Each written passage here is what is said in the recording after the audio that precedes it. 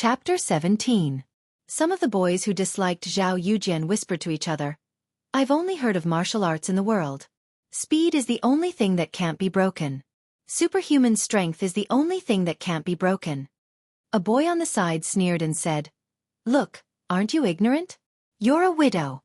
Haven't you ever seen Jet Li's pugilistic heroes?" "I've seen pugilistic heroes. What's going on in it? Didn't Jet Li say it in the movie? If you want to learn how to fight, you have to learn how to take a beating first. Otherwise, you can punch someone a few times and they'll be fine.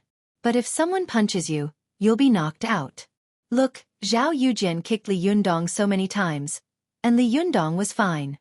But if Li Yundong punched Zhao Yujian, even if it only hit the sole of Zhao Yujian's foot, Zhao Yujian wouldn't be able to take it. Of course, there's a way to learn how to take a beating, but Li Yundong's strength is nothing to scoff at. I'm starting to believe that he actually punched 500 pounds with one punch. It's not like the machine is broken." "Yeah, that makes sense. But isn't that a bit too much? Even Tyson's punch was only 498 pounds. There's no way Li Yundong's punch could surpass Tyson's, right?" This. While they were whispering to each other, Dingnan stared at the stage with her mouth agape. After a long while she cursed under her breath. "Zhao Yujian really is a hopeless fool. He's so useless." Dingnan sighed. Zhou Qin was kneeling on the ground with her upper body straight and her hands resting on her thighs. Even though Li Yundong had just sent Zhao Yujian flying with a punch, she had only slightly straightened her back and widened her eyes a little. There was a strange look in her eyes, but she hadn't made any other unnecessary movements. She had the bearing and composure of a lady from a respectable family. Zhou Qin tilted her head slightly and glanced at Dingnan. There was a kind of condescending arrogance in her indifferent eyes. "It's not that easy to take my things. Dingnan, you've been with me for so many years. Don't you understand?" Dingnan's face froze. She smiled sheepishly. "I've been thinking about that bag for a long time." Zhou Qin stared at Dingnan for a long time until Dingnan felt a little scared. Then she said, "You can take my bag tomorrow." Dingnan froze. "Why are you giving it to me again? I didn't beat you." Zhou Qin turned her head and no longer looked at her. "You don't want it? All right then." Before Zhou Qin could finish, Dingnan immediately said, Yes. Only an idiot would reject a 5-digit limited edition handbag." Zhou Qin looked at the field, nodded, and reached out to Dingnan. "Phone." Dingnan immediately stood up with a smile on her face. "Wait for me. I put my phone in the locker." With that, she stood up and walked towards the changing room. When she turned her back to Zhou Qin, the smile on her face disappeared in an instant, replaced by a kind of humiliation and resentment. When she walked into the locker room, she clenched her fists and kept gasping for breath. After a while, she took out Zhou Qin's mobile phone from the locker and returned to Zhou Qin's side with a smile on her face, handing the phone back to her. Zhou Qin took the phone and immediately dialed the hospital's number. She called an ambulance and explained the situation to them. While she was on the phone, Zhou Qin's eyes fell on Li Yundong. The boy who had just shown off his prowess was now standing in the same place with a blank expression on his face. He did not feel the ecstasy of defeating a strong opponent, nor did he feel the fear of injuring or even crippling his opponent. Zhou Qin sensed that at this moment, the boy was like a loner who had suddenly barged into a strange territory. His heart was filled with confusion and unfamiliarity. He stood there silently, surrounded by all kinds of gazes. Jealousy, awe, fear, hatred, anger, and envy. But all he did was look down at his fists, as if he could not believe the power he possessed. Zhou Qin smiled silently. This ordinary-looking boy was not as shallow and incompetent as she had imagined. After receiving the news, Director Chen rushed into the Taekwondo club, sweating profusely. His beady eyes quickly scanned the surroundings, then fixed on Li Yundong. He quickly walked towards him. "You again."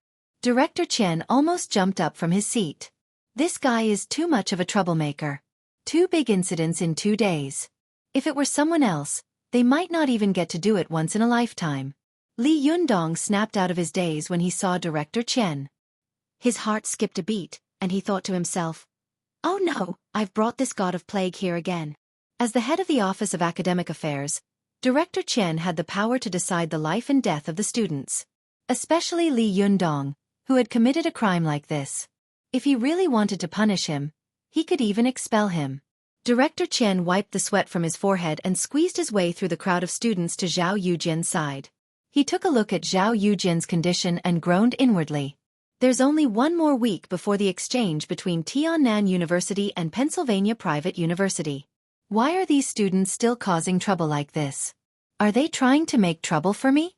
Most importantly, Zhao Yujian was the representative of Tiannan University's Taekwondo club. Tiannan University would be performing and having an exchange program. This was Tiannan University's best show. Seeing Zhao Yujian injured like this was a slap in the face. Director Chen's face darkened as if there was a national blackout. He stood up abruptly and walked over to Li Yundong. "What the hell is wrong with you?" he yelled. "We're all classmates. Why did you hit him so hard? Don't you know how to be polite? Do you know that this is a violation of school rules? I can expel you." Li Yundong had been nervous at first, but when he heard Director Chen's words, he became angry. "What do you mean I hit him so hard? There were so many people who saw it. Why didn't he just let me go?" Director Chen was furious. How dare this student talk back? How dare he? Where was the dignity of a university leader? Where was his authority? His uncle could tolerate it, but his aunt couldn't. Who saw it? Step out and say something. Director Chen roared, his hands on his hips. The students around him looked at each other in dismay. Even though some of them despised Zhao Yujian's character, they didn't want to offend the director of teaching for Li Yundong's sake. They still had to stay at Tiannan University. Offending the director of teaching would be worse than offending the principal. The group of students backed away from Li Yundong, but a few of them stepped forward with righteous indignation. Li Yundong was thrilled to see that there were still good people in this world. God has eyes. But soon, the students pointed at Li Yundong and said something that almost made Li Yundong vomit blood. "I can testify that he started the fight." Li Yundong was depressed. F***CK. When did I start a fight? At this thought, he couldn't help but look back at Su Chan, who was hiding behind him. It's all this girl's fault. Su Chan felt guilty when Li Yundong looked at her. She stood up with her hands on her hips and shouted, "I said it. What are you going to do about it? If there's any crime, just put it on me. Do you want to climb a mountain of swords or jump into a frying pan? Just say it. If I, Su Chan, blink, I'm not a hero." Li Yundong was angry and amused at the same time. He dragged Su Chan behind him and smacked her on the head. "How dare you pretend to be a hero? Shut up." Su Chan buried her head in her hands and nodded. Then, she obediently tugged at the corner of his shirt and stopped talking. Even though Director Chen had seen Su Chan before, it was only a fleeting glimpse. Now that he was looking her up and down, his eyes widened and he almost drooled. "Which faculty are you from? How come I've never seen you before?" Li Yundong saw the green light in Director Chen's eyes. Without batting an eyelid, he took a step forward and stood in front of Su Chan. "She's my girlfriend. She's not from this school." Director Chen heard the harsh word, girlfriend, and saw Li Yundong standing in front of Su Chan. He couldn't hold back his anger. How dare someone who's not from this school come here and cause trouble? Li Yundong suppressed his anger. Who said that people who aren't from this school can't come here? Plus, we weren't the ones who caused trouble today. Someone just doesn't like me, so they kept stirring up trouble. Director Chen was furious. "Who's stirring up trouble with you? Who can testify to that?" "Me." A voice rang out beside him. It was Zhou Qin, walking over slowly. When Director Chen saw this, he felt a headache coming on. Why did he see this girl everywhere? Director Chen's expression changed so quickly that it would make a Sichuan opera actor die of inferiority. "Hey, Zhou Qin, when did you join the Taekwondo club?" Zhou Qin smiled. "I've been here for more than a year. I just don't come here often." Department Director Chen laughed dryly. "Did you see what happened today?" Zhou Qin nodded. She took her time telling Director Chen what had happened. Then, she glanced at Li Yundong. "That's basically it. I believe Director Chen will handle this fairly, right?" The hatred in Director Chen's heart was like a raging river. Why did Zhou Qin have to protect this bastard every time? Last time was one thing, but this time? Could it be that Zhou Qin has fallen for this guy? Director Chen's heart skipped a beat. He turned his head to look at Li Yundong. Once he did, Director Chen sucked in a breath of cold air. The resentment in his heart was like the Yellow River, unstoppable. What's so good about this guy? Why did he have such a charming little beauty by his side? Why did even a great beauty like Xueqi have a special liking for him? Director Chen yelled in his heart. He's not even as handsome as I am. Why do these two beauties like him and not me? As a relatively successful middle-aged man, he had long been dissatisfied with his sexual desires. Naturally, his thirst for women, especially beautiful women, was growing stronger and stronger. After Director Chen watched Xueqi leave, he shot Li Yundong a hateful look. Follow me back to the Office of Discipline. Then, he flipped his fingers coquettishly and turned to Xueqi, you too. Come with me. Following behind Li Yundong, Xueqi timidly hooked her finger at him. Li Yundong turned around and saw Xueqi mouthing to him, I'm sorry. Li Yundong smiled and pinched Xueqi's nose. Xueqi giggled and slapped Li Yundong's hand away. Thanks to Xueqi's intervention, Director Chen didn't dare to openly fire or punish Li Yundong, but he still had the guts to teach Li Yundong a lesson in his office. Otherwise, if word got out that Li Yundong had been punished with a word from Xueqi, what would happen to the Director of Discipline's reputation? What would happen to his prestige as an official? Director Chen roared as soon as he entered the Director of Discipline's office. He scolded Li Yundong until he was covered in dog blood. Since there was no one around, Li Yundong felt like he was in the wrong. Li Yundong, on the other hand, acted as if he was ready to take a beating. Mr. Director, as long as you don't fire me, you can do whatever you want. After repeatedly threatening Li Yundong with expulsion, Director Chen glared at Li Yundong. In a situation like this, he said, the Director of Discipline and the school administration will have a meeting to discuss the matter before we can decide whether or not to fire you. Also, if you cause any more trouble in the next few days, you're dead meat. No one will be able to save you. After that, Director Chen glared at Li Yundong. You leave first. I'll talk to this. What's your name again? Xueqi was confused. Why did this man want to talk to her? My name is Xueqi, she said confidently. Director Chen nodded. Xueqi, stay here. I want to talk to you.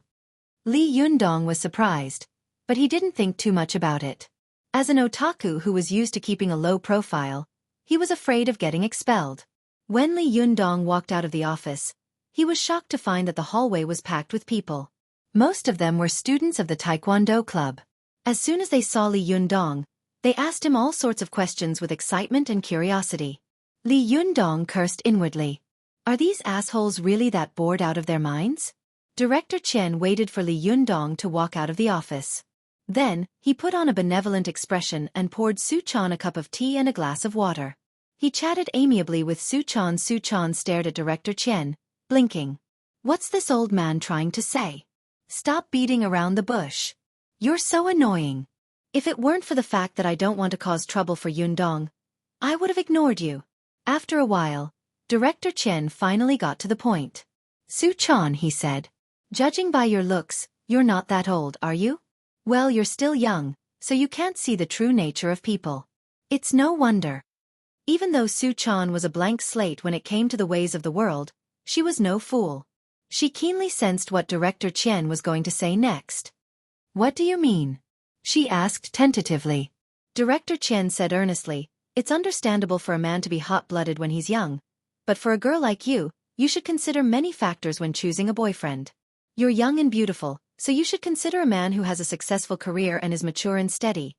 Xueqi would be an idiot if she didn't understand what Director Chen was hinting at. Xueqi was furious. How dare this old man try to hit on me? He must be tired of living. Come to think of it, Director Chen must have been blinded by lust. Xueqi's looks were so alluring that every man's IQ would drop by half the moment they laid eyes on her. She's so young and beautiful. I bet she'll like a mature man. And when it comes to mature, who else would I be? Thinking of this, Director Chen coquettishly stroked his divisional cadre's hair, his mind filled with fantasies. Suppressing her anger, Xueqi calmly blinked her eyes and put on an innocent look. Oh, I see. I'll think about it when I get back, she said. Director Chen's face lit up. He reached out to pat Xueqi's shoulder. Not bad, not bad. You're worth teaching. Su-chan twisted her body and dodged Director Chen's perverted hand. Her ethereal silhouette tickled Director Chen's heart. Director Chen suppressed his lust and put on a sanctimonious face. He opened the office door and escorted Su-chan out. He deliberately avoided looking at Li Yundong. Instead, he looked at Su-chan passionately. Su-chan, you're a good girl. I'm sure you'll be able to tell right from wrong, right? Li Yundong's eyes darted back and forth between the two of them. Su-chan didn't respond to Director Chen's question. Instead, she hopped over to Li Yundong, grabbed his hand, and said, Yundong, can I ask you a question? Go ahead, Li Yundong said. Su-chan feigned a look of confusion. What would you do if someone spoke ill of you behind your back? Li Yundong was taken aback. Speak ill of me? Who the F***ck is talking ill of me? Li Yundong said, glancing at Director Chen. Could it be this bastard? Send Su-chan away and speak ill of me behind my back? Isn't that a little too much? Su-chan shook Li Yundong's hand. I said if someone speaks ill of me behind my back, Li Yundong said simply, I'll give them a good beating. After saying that, Director Chen could not help but secretly change his expression. He had a bad feeling in his heart. But what if someone wants to steal your woman? Su-chan asked. What if someone wants to steal your woman? Li Yundong was enraged. No man could tolerate such a thing. He said angrily, I'll kick his balls. Su-chan nodded vigorously, her face beaming with joy. Then I'll kick him for you, okay? Li Yundong didn't even think about it and immediately replied. Okay. As soon as the words left his mouth, Su-chan spun around and delivered a kick right between Director Chen's legs. The kick landed squarely on his crotch. Director Chen didn't expect Su-chan to turn on him like that. His face turned purple, and he clamped his legs together, clutching his crotch with both hands. Without a word, he lay down on the floor. The students around them were in an uproar. Some of the male students saw Director Chen twitching in pain, and they couldn't help but tighten their legs. What are you doing, Su-chan? He stammered. What are you doing? Su-chan tilted her head. I'm kicking his balls. The corner of Li Yundong's eye twitched. He was speechless. Su-chan lowered her head and put on a pitiful look. Did I do something wrong again? Li Yundong stared at Director Chen, who was gasping for air on the floor. He laughed dryly. And no. Su-chan looked up at him. Then what's with the look on your face? Li Yundong thought to himself. Oh my god, aren't you afraid that I'll be fired? Oh my god. You put the dean down. I'm going to be fired for real this time. Li Yundong turned to look at Su-chan and forced a smile. It was uglier than crying. It's nothing, he said. My balls are hurting.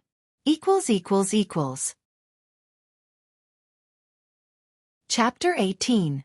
Li Yundong stared at Director Chen, who was writhing on the ground like a worm. He was sweating profusely. The students nearby were in an uproar, and the teachers nearby were immediately called over. When they saw what was happening, they were shocked. What kind of student would dare to hit a teacher? How could this be? Li Yundong knew that he was on the verge of being expelled from the university. He quickly put on a stern face and said to Su-chan, Are you out of your mind? How dare you hit a teacher? Su-chan was stunned and felt wronged. You asked me to kick you. She pouted and was about to complain when she saw Li Yundong winking at her. Su-chan wasn't stupid. She knew what was going on, but she didn't say a word. Her cheeks puffed up. Li Yundong let out a sigh of relief when he saw that Su-chan didn't say anything else. He squatted down and said to Director Chen, Director Chen, I think this is all a misunderstanding. What do you think? Director Chen's heart was filled with hatred. He hadn't expected Su-chan to be so ruthless in the blink of an eye, but he couldn't bring himself to say anything about it. What if Su-chan spilled everything he just said? There was no one here who was stupid enough not to know what he was up to. How was he supposed to survive at the university? Director Chen gritted his teeth and glared at Li Yundong. His eyes were filled with venom. After a long while, he finally managed to squeeze a few words out of his mouth. It's a misunderstanding. It's just a misunderstanding. Li Yundong let out a sigh of relief. He turned to Su-chan and said, Su-chan, hurry up and apologize. Su-chan made a face at Li Yundong and Director Chen. She didn't apologize. Instead, she turned and ran. Li Yundong was taken aback. He smiled sheepishly at Director Chen. Director Chen, do you want me to accompany you to the hospital? Director Chen gritted his teeth and said no. Yoop. Get out of here. The last word was squeezed out through clenched teeth. Li Yundong felt like he had just been pardoned. He jumped up from his seat and scurried away. He ran as fast as he could and caught up with Su Chan outside the university. He reached out to grab her hand. Su Chan turned around and yelled, "Why do I have to apologize to him? He's obviously in the wrong." Li Yundong sighed. "Yes, of course, it's this old lecher's fault. He actually dared to steal my woman. I can't wait to castrate this old guy." Su Chan's anger turned into joy. "Good idea. But if that's what you think, why do you want me to apologize?" He reached out and pinched Su Chan's cheek. "You little girl, if I get fired, I won't have any money left," he said. "I won't have any money if I get fired. Where do you expect me to get the money? Do you think it's easy for me to raise a greedy cat like you?" She reached out and slapped away his hand that was pinching her cheek. "I have hands and feet," she said seriously. "Why can't I do anything? If you really run out of money, I'll go begging with you." Li Yundong laughed out loud and sighed in his heart. In this day and age, which beautiful girl doesn't worship money? It was common to wear gold and silver, and it was even more common to wear branded clothes. If you didn't own a luxurious house or a sports car, everyone would rush to bid farewell to you. There was no such thing as a stunning little beauty like Su Chan who would seriously say to a loser like him, "If I run out of money, I'll go begging with you." Li Yundong's heart was in a mess. He reached out to pinch Su Chan's cheek again. "You make it sound like I'm broke right now. When the time comes, I'll be a male beggar, and you'll be a female beggar. We'll both be male and female beggars. We'll be beggars together." Su Chan giggled and twisted her body to avoid Li Yundong's evil claws. "Shameless," she said. "Who's a male and female beggar with you? I've only heard of male and female robbers, but never male and female beggars. How shameful, how useless." Li Yundong pretended to be angry. "Wow, how dare you laugh at me? Very well, take this. Taste my breast-grabbing dragon claw." Su Chan screamed when she saw Li Yundong's deranged expression. She turned around and ran, leaving a string of silver bell-like laughter behind her as she ran. Li Yundong chased after her. The two boys and girls chased and played, attracting the attention of passers-by. At that moment, Su Chan forgot about her intention of squeezing the boy dry, and Li Yundong forgot that he was in danger of being expelled. They were having fun without a care in the world. It was early summer in May. The sun flowed like a clear spring, and the mottled trees on the road gave way to two lively figures. One was stunning, and the other was gentle. The two of them played and played, bought some groceries from a nearby supermarket, and finally returned home. Li Yundong picked up the groceries, took off his shoes, and said to Su Chan, "You take a rest. I'll go make dinner." Su Chan nodded and sat on the carpet in the living room, bored. Her bright eyes rolled back and forth in her eye sockets. After a while, the sound of cooking came from the kitchen.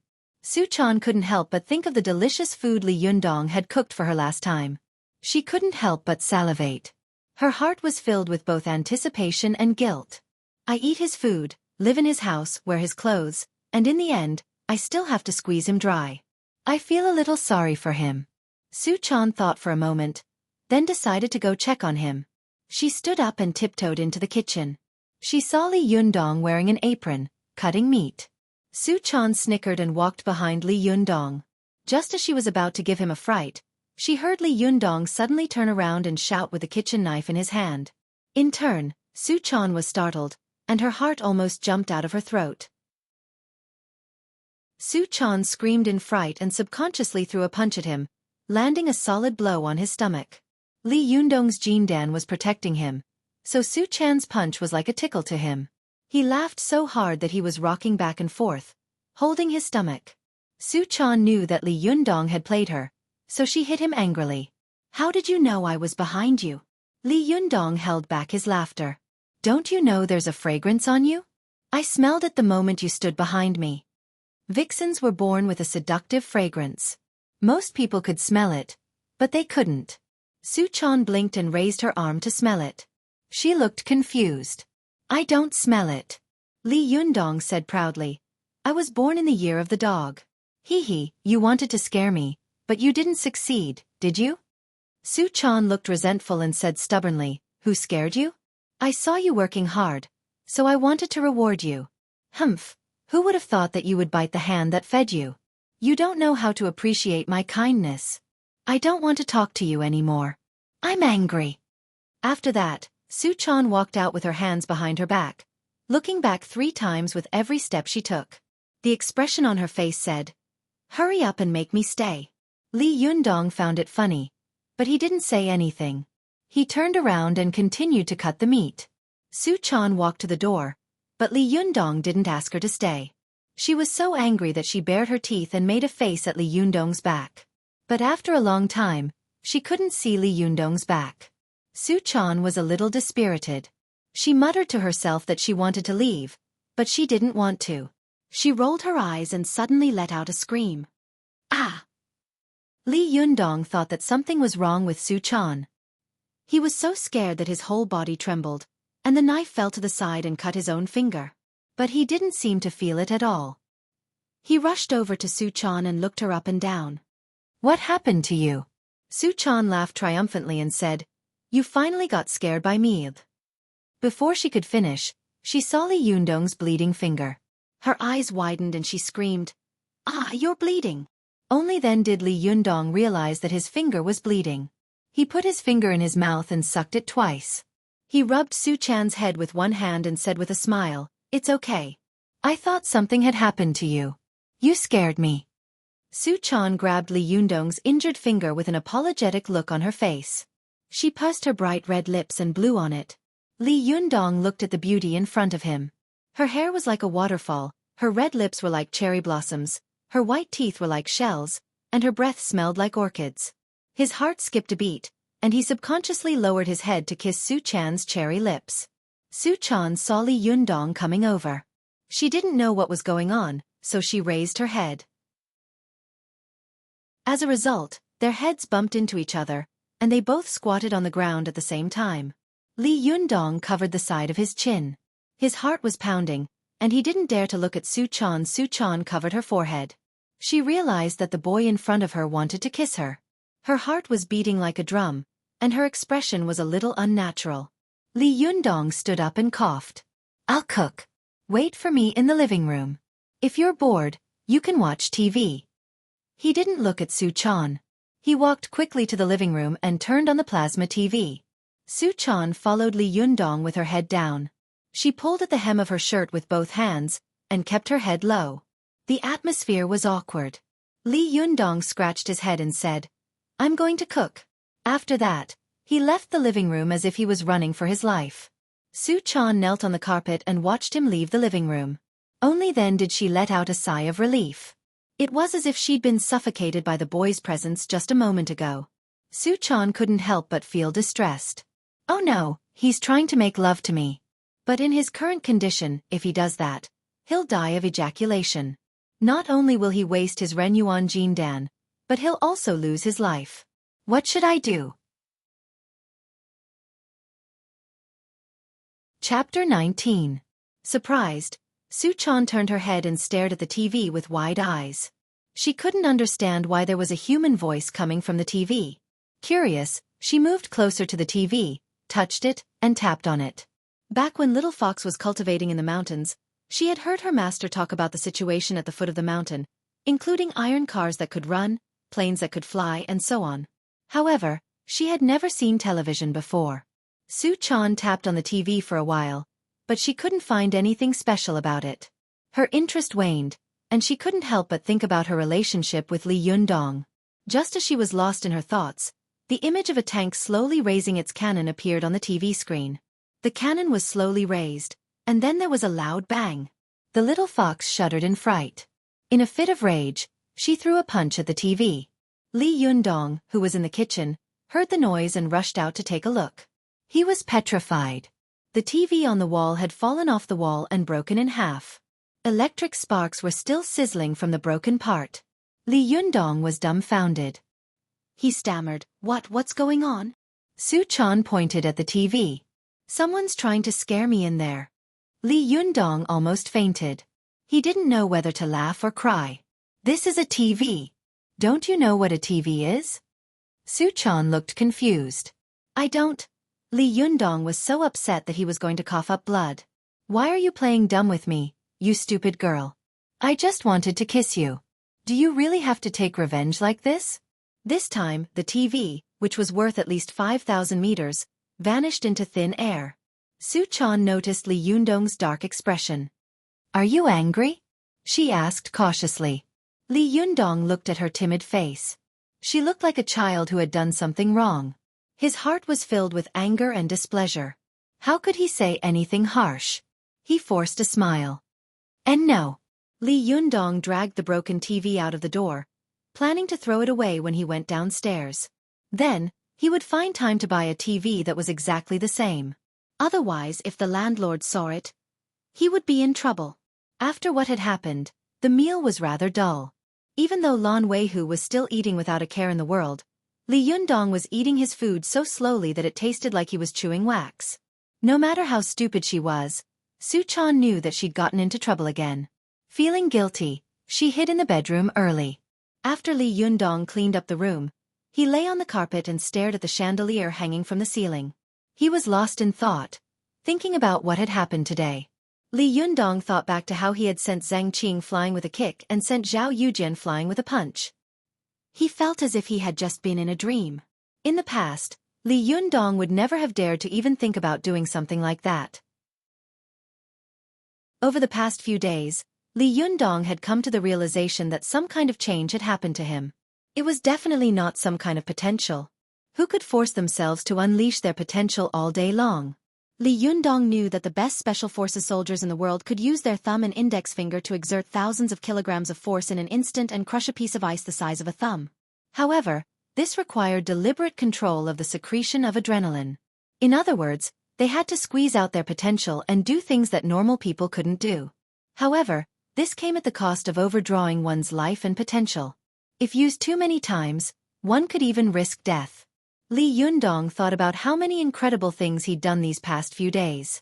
If he'd overdrawn his potential, he'd have kicked the bucket a long time ago. But he was still alive and kicking. This meant that something must have happened to him. Something had changed in his body, but he couldn't tell what it was. However, Li Yundong was sure that this change was definitely a good thing. Lying on the carpet, Li Yundong felt a surge of excitement.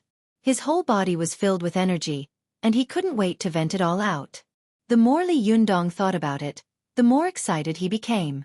He jumped up and threw a punch at the air. Bang! The punch seemed to have opened the valve of all the blood vessels in his body, making all the meridians in his body surge with hot blood. Li Yundong felt like his whole body was on fire. An inexplicable power was like a constantly expanding and fermenting dough, filling every blood vessel, every muscle, and every strand of hair in his body. Li Yundong took a lunging step and threw another punch. As he did so, his hair stood on end with a swoosh. However, Li Yundong was so focused on feeling the power in his hands that he didn't notice this anomaly. The little fox, who had been hiding in the room, heard the commotion outside and quietly opened the door a little. She took one look at Li Yundong's condition, and her heart leaped with joy. Great! Has he finally noticed the Jindan power in his body? Especially when she saw Li Yundong's angry expression, the smile on her face was so wide that it was as if she was looking at a delightful crop. Little Fox knew that this was a sign that the blood qi in a human body had reached its peak. It was like pulling the plug on a pressure cooker, and the yang energy in the body was gushing out of the Bai Hui acupoint on the top of the head. In the Taoist school that Little Fox had come into contact with, Taoist cultivators believed that the human body had three major essences: essence, qi, and blood. The human body also had three dantians: the lower dantian of the abdomen, the middle dantian of the heart, and the upper dantian of the brain. The lower dantian contained essence, the middle dantian contained qi, and the upper dantian contained spirit. Taoist cultivators believed that as the blood flowed, the essence and qi in the middle dantian of the upper dantian of the head would be transported together with the blood to the upper dantian of the head, thus achieving the three flowers at the head. This process of transferring essence, qi, and spirit to the head and refining the three flowers into spirit was commonly known as the small zhoutian. When Su-chan massaged the three major acupoints on Li Yundong's head with the three-pronged flower technique, She was passively letting Li Yundong practice the small Zhoutian. However, doing something passively wasn't as effective as doing it actively. Even though Li Yundong was swinging his fists at the moment, this unconscious method of causing the blood in his body to boil and rush, resulting in the 3 flowers at the head, secretly coincided with the cultivation of the small Zhoutian. Little Fox snickered inwardly. She knew that only when the 3 flowers were all gathered at the top of the head could one cultivate the spirit. This spirit wasn't the spirit of the gods, but the spirit of the mind. It was the most mysterious Xueqi of cultivators, also known as spiritual power. As long as Li Yundong cultivated the 3 flowers at the head to a certain level, the spirit he cultivated would be able to use to look at his internal organs. That way, Li Yundong would be able to begin the great Zhoutian cultivation of the 5 cheese unifications. As long as he completed the 3 flowers at the head and 5 cheese unifications, Li Yundong would be able to officially start the foundation establishment phase and become a true cultivator. Once Li Yundong succeeded, Little Fox would be able to harvest yang energy to nourish her yin energy. Little Fox couldn't help but smile at the thought. But after a while, she suddenly remembered how good Li Yundong had been to her. For some reason, she felt a pang in her heart, as if she was choking. He stole my Renyuan Jindan. He stole my Renyuan Jindan. He stole my Renyuan Jindan. He stole my Renyuan Jindan. She repeated the words a few dozen times before she felt a little better. Li Yundong had no idea what was going through Su Chan's mind. He was so excited that his whole body was trembling. This unprecedented feeling of power made him feel like he was about to swell, burn, or even explode. Li Yundong thought back to his fight with Zhao Yujian and the various leg techniques that Zhao Yujian had used. He suddenly had the urge to imitate the high kick that Zhao Yujian had used. As soon as the thought crossed his mind, Li Yundong's qi and blood surged to his right heel, stimulating the tendons in his leg to stretch and contract violently. Suddenly, the tendons in his entire leg were pulled apart. Li Yundong steadied himself on the tip of his foot and kicked his leg upwards. It was a high kick with perfect posture. Even a Taekwondo grandmaster with a 9th Dan black belt wouldn't be able to find any fault with this move. Li Yundong was ecstatic. Before this, he couldn't even move his body in a straight line. Now, he could kick his heel all the way to the top of his head. At that moment, Li Yundong even had the illusion that he was invincible. He looked up and saw the chandelier in the living room. Without thinking much, he jumped up and kicked the chandelier. The tip of his foot hit the chandelier that was more than 2 meters high. With a clang, the chandelier shook violently. Li Yundong had only done it on the spur of the moment. He wanted to see if he could hit a chandelier that high, but he really did it. The feeling of satisfaction, accomplishment, and excitement mixed together made Li Yundong so happy that he raised his arms and shouted yes. But not long after he shouted, he heard a creaking sound coming from above his head. He looked up and saw the chandelier on the ceiling shaking for a moment. Then with a loud bang, it came crashing down on his head. Li Yundong was smashed right into the wall. He screamed as he hugged the chandelier and fell backward. Su Chan, the little fox, stood at the door and laughed. Li Yundong covered his head and sat up. He glared at Su Chan, but the little fox laughed even harder. Li Yundong's face turned red from Su Chan's laughter. He pretended to look like a fiend and lunged at Su Chan. Su Chan laughed in surprise and quickly slammed the door shut. Li Yundong rubbed his forehead and nose at the door. He walked to the carpet and looked at the chandelier under his feet. Then, he looked up at the huge hole in the ceiling. He smiled bitterly. This is great. Blessings never come in pairs, but misfortunes never come alone. The TV is broken, and the chandelier is broken too. Is today the day I lose money? == Chapter 20. Su Chan stuck her tongue out at Li Yundong without saying a word.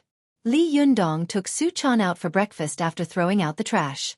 After that, the two of them headed back to school.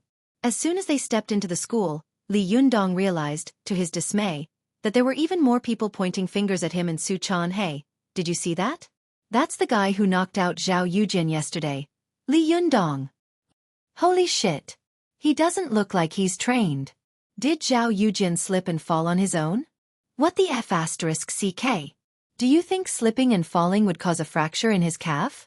Let me see you throw one. What? I don't have such a high level of skill in wrestling. Ever since Li Yundong had taken the Renyuan Jindan, his hearing had become extremely sensitive.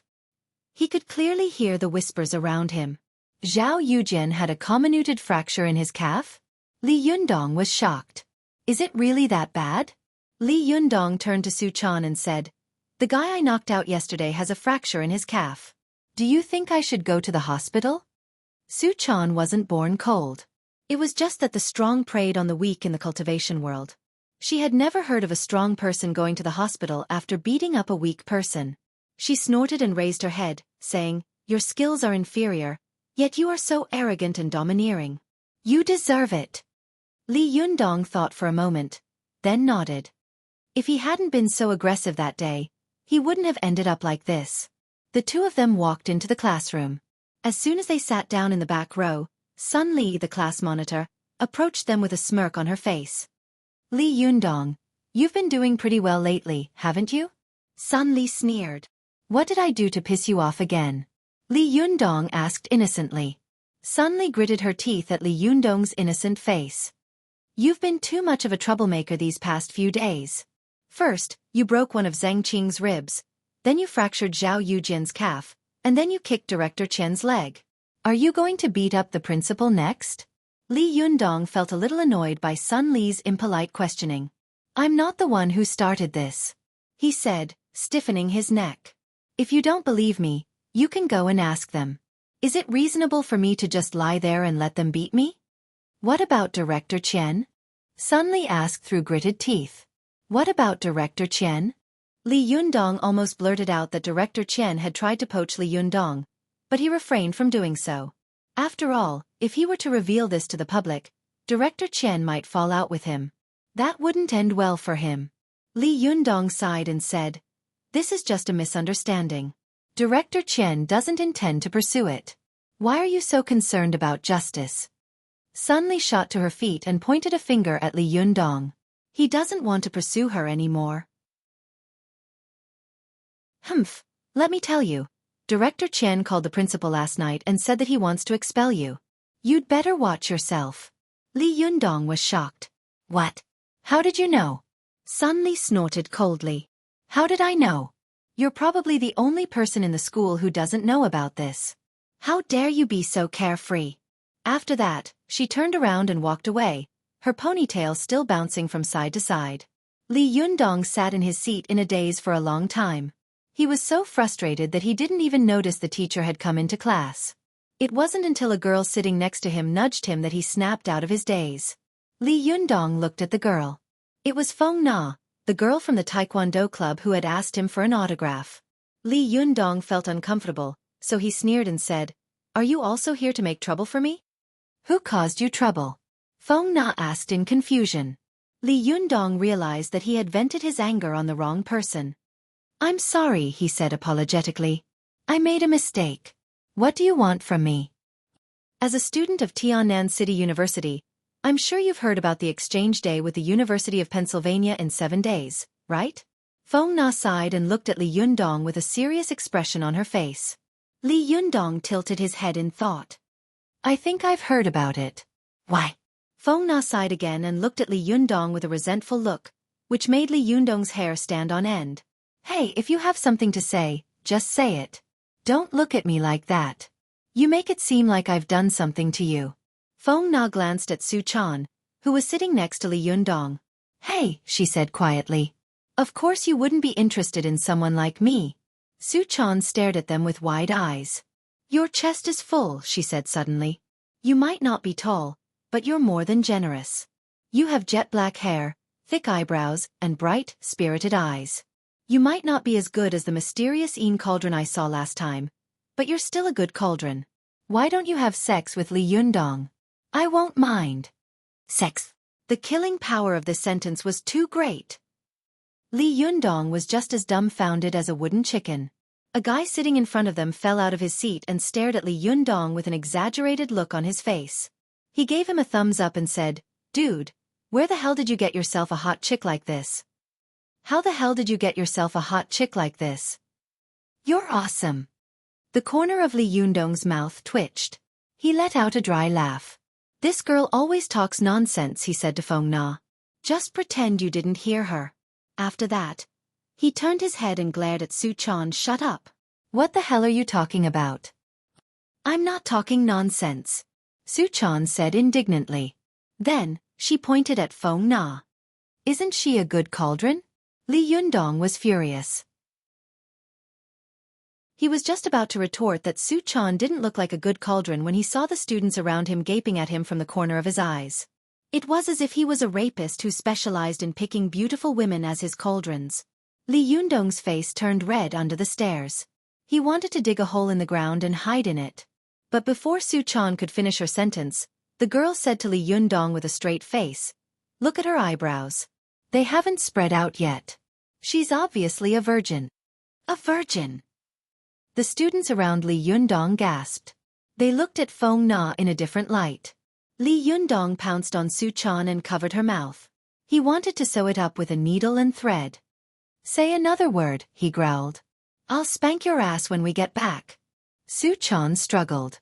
"Even if I spank your ass?" Li Yundong laughed. "Then I won't cook for you. I'll starve you for 2 days." Su Chan immediately became obedient and stopped struggling. She just looked at Li Yundong pitifully with tears in her eyes. "Don't you like Chaner anymore? Why do you want me to starve you for 2 days?" A boy next to Li Yundong looked at Su Chan's pitiful face. "I like you," he said. "I'll cook for you." Li Yundong was so angry that he kicked the back of the boy's seat and said angrily, "Get out of here." Li Yundong turned to Su Chan and said, "Be a good girl and don't talk. I like you. Do you hear me?" Su Chan nodded. Then she buried her head in her seat. However, she kept glancing at Feng Na out of the corner of her eyes. Her expression seemed to say, "She's a perfect furnace for a virgin." I was right. Feng Na sat next to Li Yundong. Her face was so red that it looked like blood was going to drip out of it. She didn't even know where to put her hands.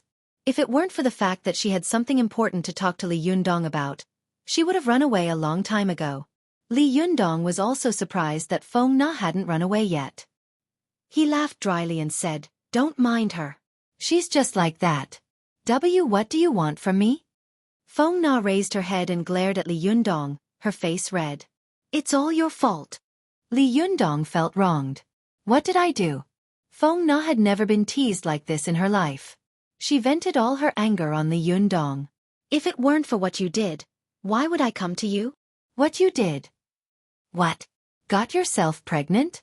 The male students were gnashing their teeth in hatred, thumping their chests and stamping their feet.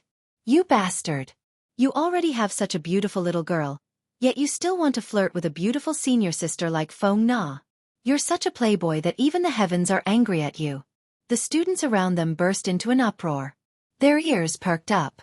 Their gossipy souls were burning. "I just met you yesterday. What did I do to you?" Li Yundong yelled. Feng Na panicked when she saw that Li Yundong was denying it. "What did you do yesterday? Have you forgotten it already?" Whoosh! The look in everyone's eyes changed again. They looked at Li Yundong like he was a heartless man. The boys burst into tears again. Their collective resentment intensified. "You just met him yesterday, and you're already pregnant with a fetal pearl? Holy crap! Is there anyone with such accurate marksmanship?" The girls looked at Feng Na sympathetically and sighed in their hearts. This senior sister is really unlucky. Why did she fall for Li Yundong and this little beauty who's as beautiful as a vixen? Are they all blind? Feng Na thought. Why did she fall for such a guy? This guy has neither money nor talent. At the very least, you should have picked someone more handsome. Now, you're pregnant with his child, aren't you? Do you need an abortion? This kid looked like someone who couldn't afford to take the responsibility and couldn't fork out the money. Humph. You know you're going to suffer, right? However, some of the more experienced girls had a vague feeling that something was wrong. How could anyone get pregnant the next day? But the drama was so exciting that they didn't want to think too much about it. One by one, they turned to look at the back row. In such a large trapezoidal classroom, not a single person was looking at the blackboard. The pitiful young teacher, who taught the history of China's modern literature, stood alone on the podium. His face was as black as the bottom of a pot. He wanted to give a lecture, But there wasn't a single person in the classroom who was listening. How was he supposed to teach? He wanted to lose his temper, but all the students in the classroom were like this. The law does not punish the masses. The teacher stood on the podium, caught between a rock and a hard place. He couldn't help but feel sorrow welling up in his heart. Tears streamed down his cheeks as he sighed. Public morals are getting worse by the day.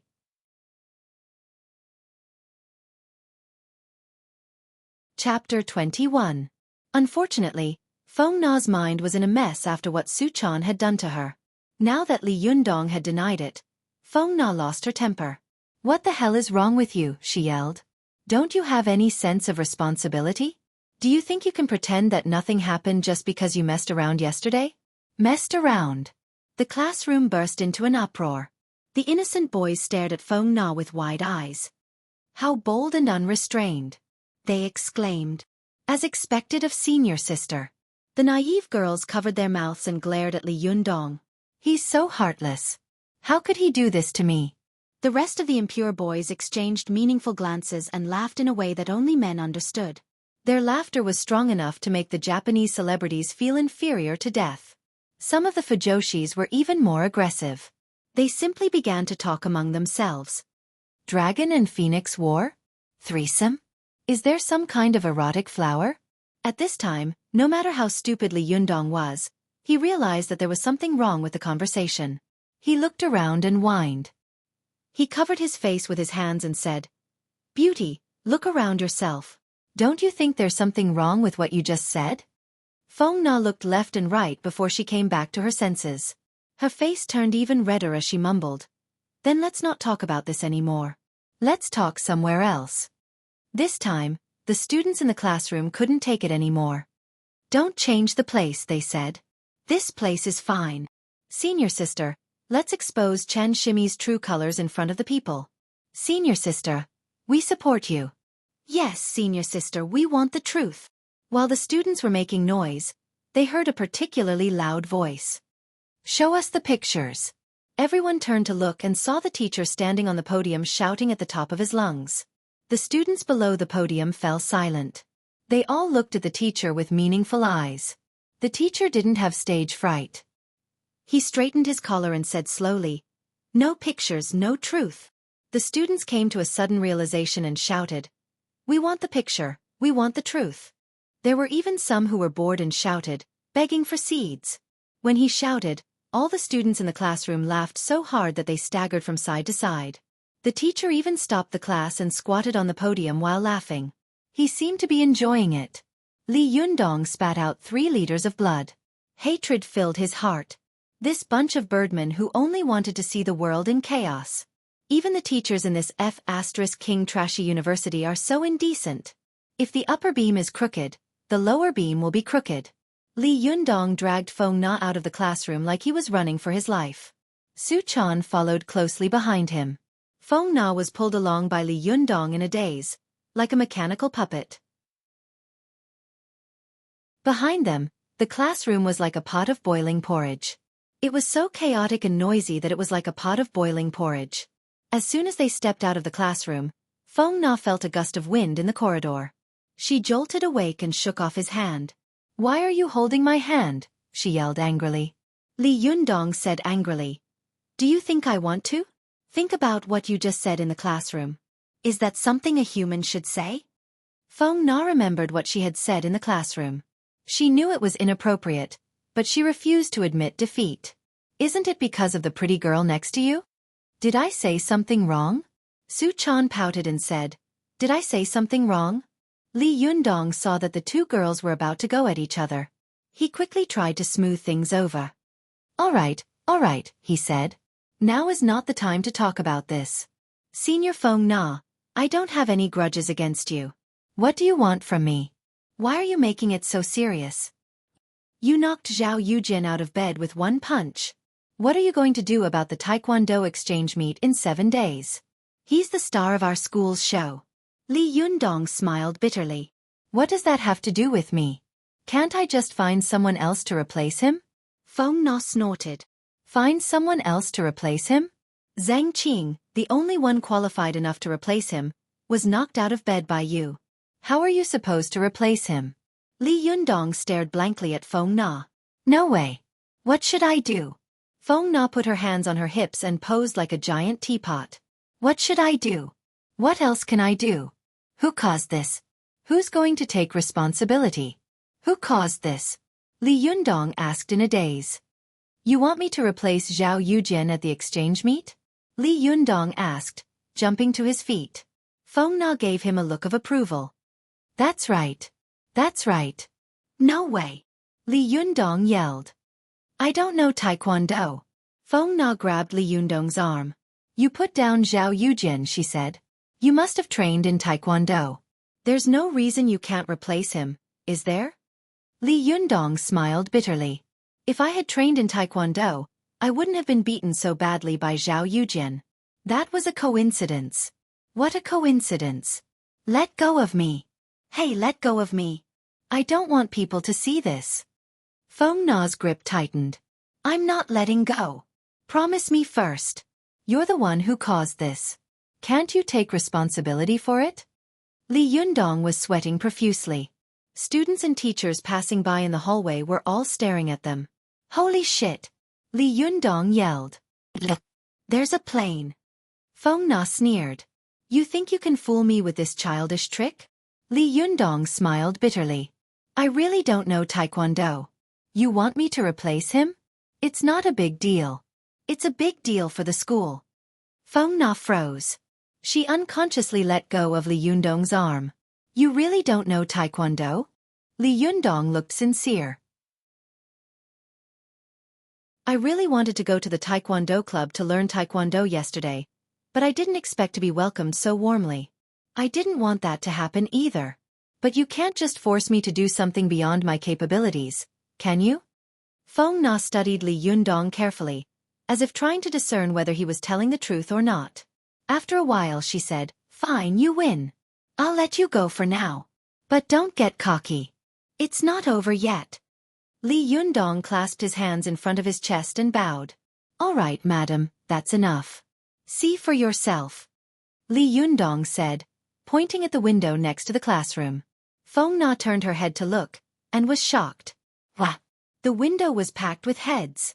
Some of their faces were squeezed against the window, so much so that they were deformed. Feng Na gasped. She glared at Li Yundong, composed herself, and walked into the classroom. As soon as she walked into the classroom, the group of students by the window turned to look at her. Feng Na coughed dryly and bowed. Sorry for the disturbance. I apologize for the inconvenience. The students in the classroom responded in unison.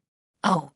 Feng Na saw the strange looks in everyone's eyes, so she explained, Actually, I'm looking for Li Yundong because of the exchange meeting with the American University in 7 days. Please don't overthink it. There's really nothing going on between us. Li Yundong covered his face with his hands. He didn't know whether to laugh or cry. Is it true that looks and IQ are inversely proportional? Su Chan is ridiculously beautiful. It's one thing for her to be so paranoid all the time. But why is this girl like that too? What the hell are you trying to explain? The more you explain, the less people will believe you. When Feng Na saw the suspicious looks in everyone's eyes, she couldn't help but say anxiously, I really have nothing to do with him. I just met him yesterday. Li Yundong wanted to drag Feng Na out of the classroom and give her a good beating. Oh! Everyone in the classroom said, understanding dawning on them. Seeing that the more she explained, the more they didn't believe her, Feng Na became anxious. What do I have to do to make you believe me? No picture, no truth. One of the students yelled. Then the group of male and female animals shouted. Seeking the truth, seeking the seed, seeking the link. Damn it! This school is hopeless. What a bunch of sluts. Li Yundong was on the verge of breaking down. He rushed into the classroom and dragged Feng Na out of the classroom like an animal. Are you a pig? Li Yundong cursed. What the hell are you trying to explain? Is your brain full of mush? If you can explain things like this, then the world will be peaceful from now on. Feng Na was on the verge of tears. There's nothing between you and me. Li Yundong smacked his forehead. Oh my God. Can someone save me? Why do I keep meeting such a stupid woman? Feng Na was furious. You called me stupid? You're the stupid one. Li Yundong glared at Feng Na. You're not stupid? They say that women with big breasts have no brains, but you're the one with flat breasts. Did all the fat in your chest go to your brain? Feng Na was furious. She might not be a flat princess, but she was still a C-cup. It was one thing for people to call her a woman with big breasts but no brains. But if someone called her a woman with flat breasts but no brains, then what was the point of being a woman? Feng Na puffed out her chest. What do you know? My chest is flat. Li Yundong wanted to say something else, but he saw that the windows and the doorway were crowded with people. Their eyes were filled with fanaticism. It was as if they couldn't wait for him and Feng Na to have a good fight. Li Yundong waved his hand. I'm done talking to you. Besides, my IQ has dropped along with yours. Li Yundong waved at Su Chan, who was squatting on the floor and laughing. Hey, stupid girl. Get up and go. Laugh. Laugh your ass. Don't you feel embarrassed staying here? Su Chan wiped away her tears, rubbed her belly, and chased after Li Yundong. Feng Na was left standing there, gritting her teeth until a girl came up to her. Nana, she said weakly. You've met your match this time, haven't you? Feng Na snapped out of her daze. She glared at the girl, then at Li Yundong's back. Shut up, she said hatefully. That bastard. I'm not done with him. I've suffered a big loss this time. Feng Na was the prettiest girl in the finance department in her junior year. She came from a well-to-do family. Although she had always been the apple of everyone's eye, she had a cheerful and lively personality. She didn't have the slightest bit of arrogance. Everyone had been giving in to her ever since she was a child. She had never suffered a loss like this before, especially when people called her flat-chested and brainless. This was definitely more irreconcilable than killing one's father or stealing one's husband. Feng Na gritted her teeth for a while, then turned her head to look at Li Yundong. To her surprise, the sophomore was still staring at her, waiting to see what would happen next. Feng Na was furious. She turned around and walked away, cursing Li Yundong as she walked. After a while, Feng Na seemed to remember something. She stopped dead in her tracks and stared at her best friend. Cheng Cheng, she said. Are my breasts really that small? Cheng Cheng's best friend didn't say anything. Instead, she just stuck out her F-cup breasts and sighed. Feng Na immediately flew into a rage. She pointed her fingers at the sky and roared, I want to kill all the women in the world with bigger breasts than me. Cheng Cheng hugged her chest and said, Then you'll be the only woman left in the world. Feng Na pounced on her with bared fangs and brandished claws. Do you want to die? Come here. I'm going to crush your breasts.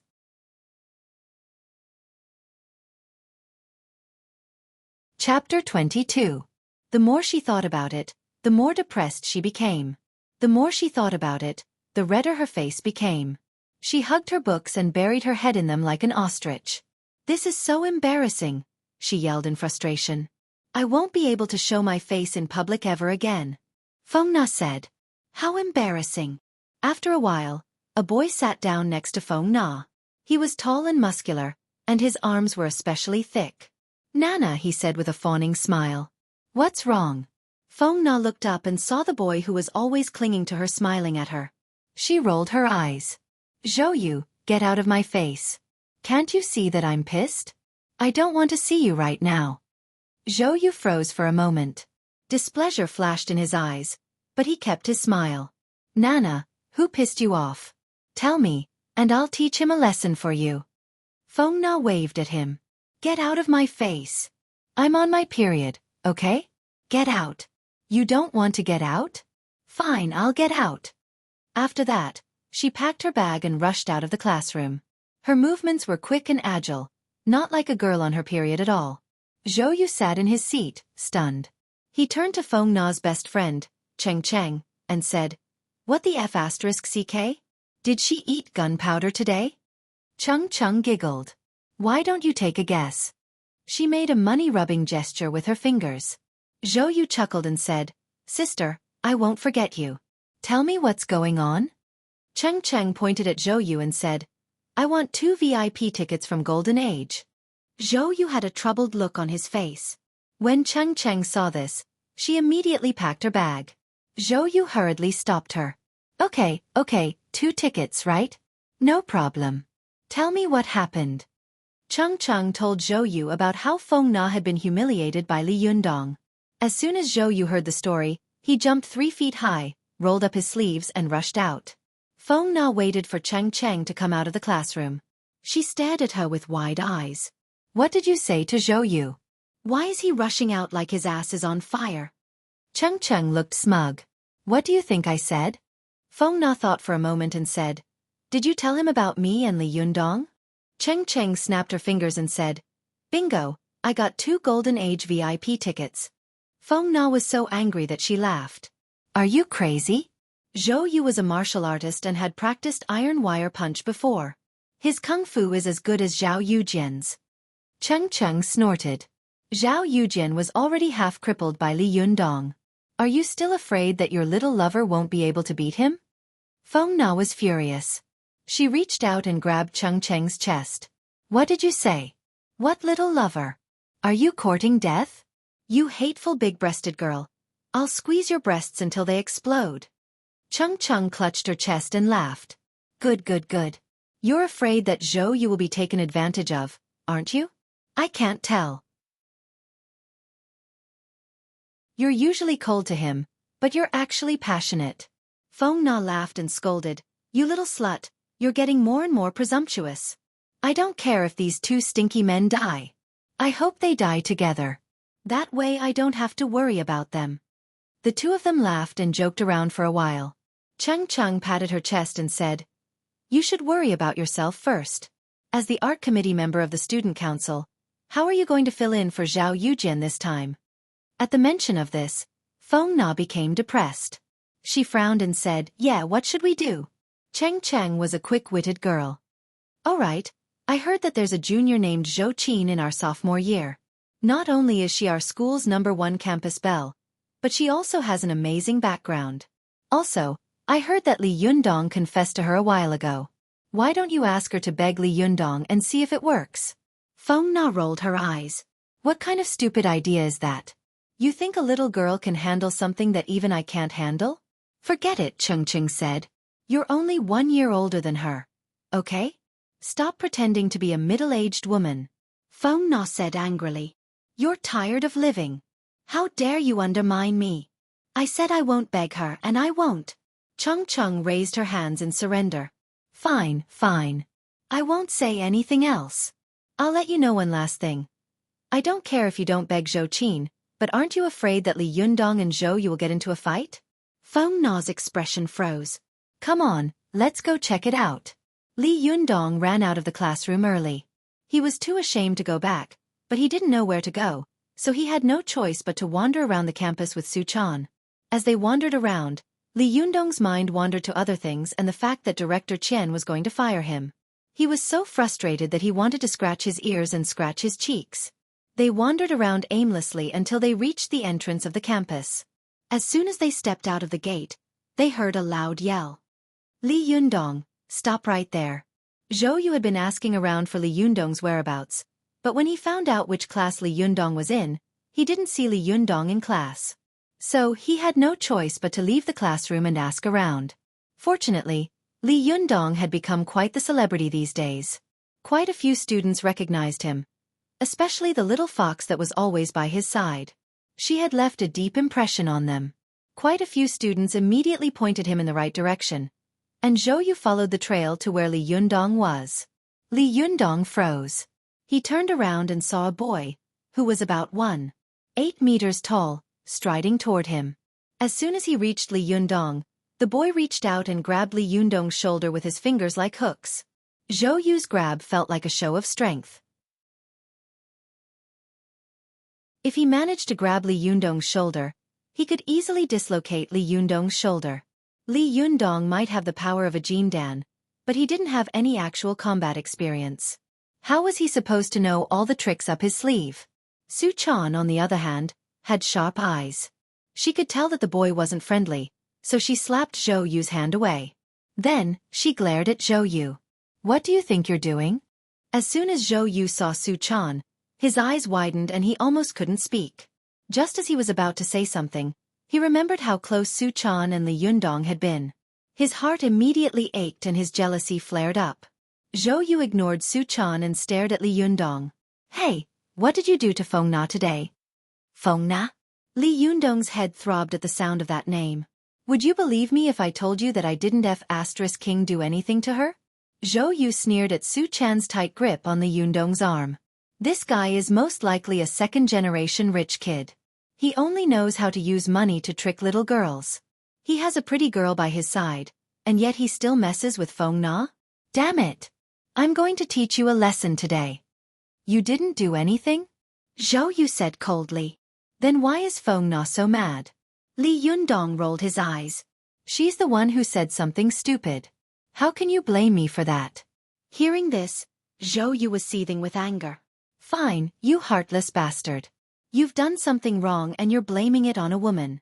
Are you even a man? Come out if you have the balls. I'll fight you one-on-one. Just as Zhou Yu was about to explode, Li Yundong stopped laughing and said, You can walk straight ahead for 50 meters, then turn right for 100 meters. Take the number 533 bus and get off at the Municipal People's Hospital. I suggest you go to the psychiatrist department to have your brain examined. Zhou Yu said. Zhou Yu was about to burst into laughter when he heard Li Yundong's words. Zhou Yu's hands balled into fists. What did you just say? Then, he threw a punch at Li Yundong. The punch was so fast and fierce that it startled Li Yundong. But Su Chan reacted quickly and blocked the punch with her hand. Zhou Yu was on high alert after being blocked twice in a row by Su Chan. He knew that Su Chan was probably a martial artist as well. Plus, the fact that she was able to block his punch meant that her kung fu was probably better than his. Zhou Yu didn't want to get into a fight with Su Chan, who was so beautiful that it made his heart itch. He had no choice but to point his finger at Li Yundong. Are you even a man? The only thing you know how to do is hide behind a woman. Su Chan couldn't take it anymore. Hey, what the hell are you talking about? Yundong isn't afraid of you. I can take on 10 people like you with one hand, let alone Yundong. No matter how good-tempered Zhou Yu was, he couldn't tolerate such words. He glared at Su Chan. What did you say? Su Chan made a face at him. Hey, I can beat up 10 people like you, and I won't find it too much. Shut up. Zhou Yu yelled. You shut up first. Su Chan said. Li Yundong turned to Su Chan and yelled. Shut up. Don't you think you've caused enough trouble for me? Su Chan was startled, and her previous arrogance immediately disappeared. She hid behind Li Yundong obediently, not saying a word, like an obedient wife. Li Yundong turned his head and said to Zhou Yu, Do you know what the Compendium of Materia Medica describes a person like you? Zhou Yu glared at Li Yundong. What is it? Li Yundong sneered. There's no cure for those who are mentally disabled.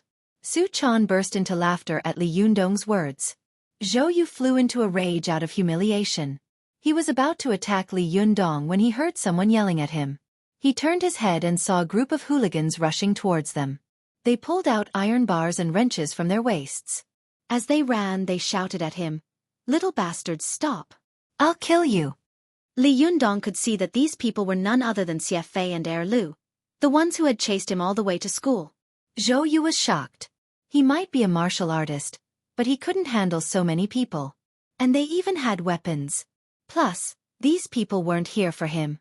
They were here for Li Yundong. Zhou Yu hurriedly jumped to the side, waiting to watch a good show. Idiot, hurry up and run, I won't laugh at you. Li Yundong's temper flared up. This time, he didn't turn around and run.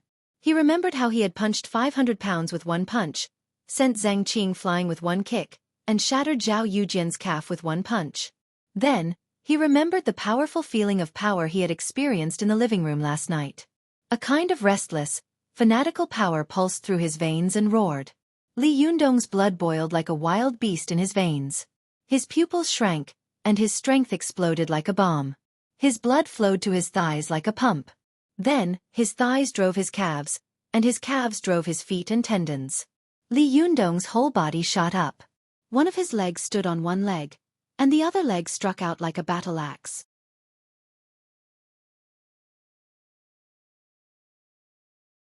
Chapter 23. Cheng Cheng's eyes were sharp. She nudged Feng Na and pointed not far away.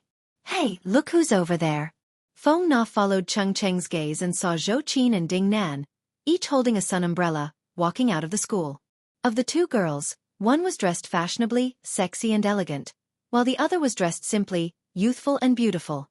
They were like a moving landscape, attracting attention wherever they went. Although Feng Na was also a beauty, she was far inferior to Zhou Qin in terms of appearance and temperament. "Why are you looking at her?" Feng Na asked sourly. Generally speaking, most beautiful girls like to find a girl who is not beautiful as their female companion, Chang Chang said in confusion. "Why does Zhou Qin like a top-notch beauty like Ding Nan?" Feng Na sighed and said, "A beauty like Zhou Qin doesn't need to be complimented by leaves.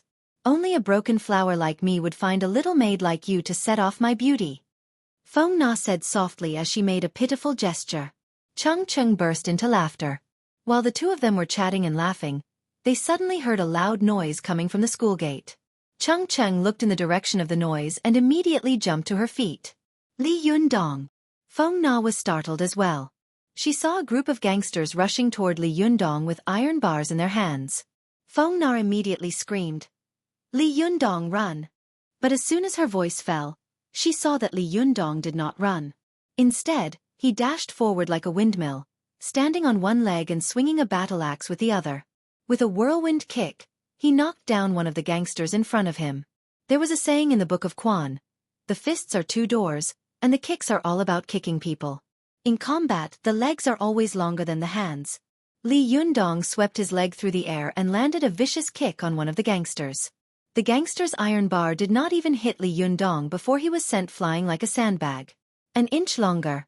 An inch stronger. After sending a gangster flying, Li Yundong did not stop at all. He spun like a spinning top, and with every spin, he kicked out a whirlwind kick.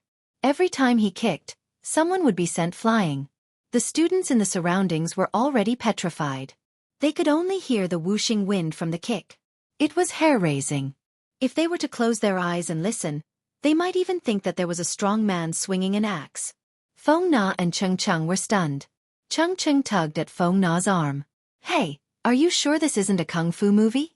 These gangsters had been following Xueqi around for the past few days, trying to find trouble with Li Yundong. Today, they had finally found an opportunity, but they hadn't expected Li Yundong to be so aggressive, as if he had taken some kind of drug. Li Yundong's consecutive whirlwind kicks sent chills down their spines. Some of the gangsters surrounded him, not daring to move for a moment. They kept glancing at their companions lying on the ground out of the corner of their eyes. Some of them regretted their actions. "If I had known this guy was so tough, I would have brought a knife with me." Xueqi stomped his feet in anger. "What are you waiting for? Go." There's no need to be afraid of a small number of people. The gangsters who had surrounded Li Yundong all around him shouted and charged at him, waving their iron rods. Li Yundong sneered. He couldn't help but think of the leg technique he had used during his fight with Zhao Yujian. He quickly stepped forward and lifted his leg high above his head. Then, he swung it down like a battle axe. Li Yundong sneered at Zhao Yujian. Feng Na cried out in surprise, "Axe strike."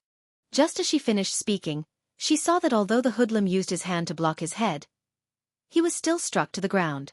As soon as Li Yundong knocked down a man, the gangsters next to him had already surrounded him. Li Yundong immediately turned around and moved quickly with small, quick steps.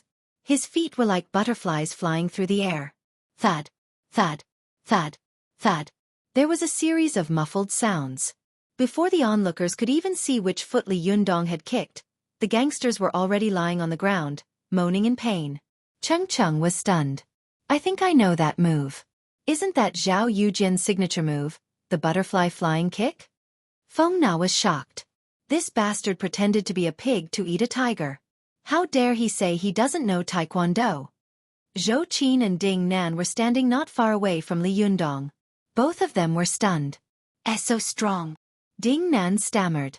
Zhou Qin didn't say anything, but her widened eyes showed how shocked she was. Zhou Qin had witnessed the fight between Li Yundong and Zhao Yujian.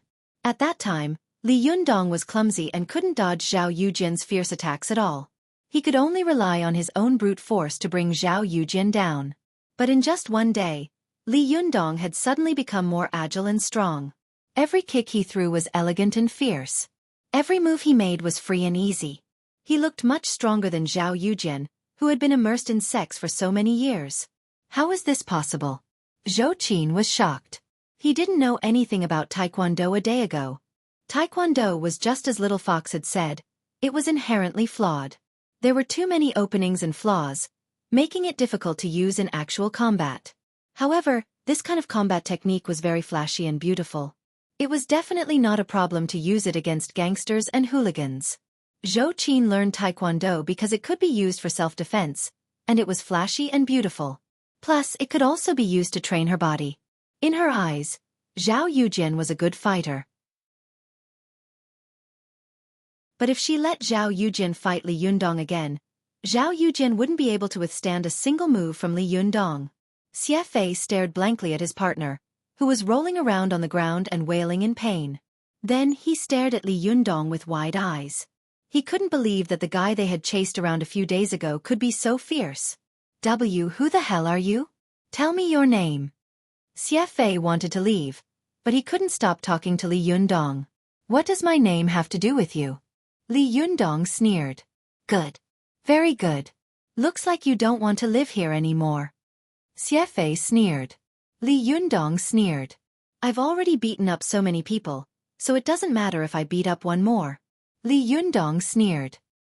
He was about to step forward when he heard a loud roar behind him. Motherfucker! Move one more time and I'll kill her.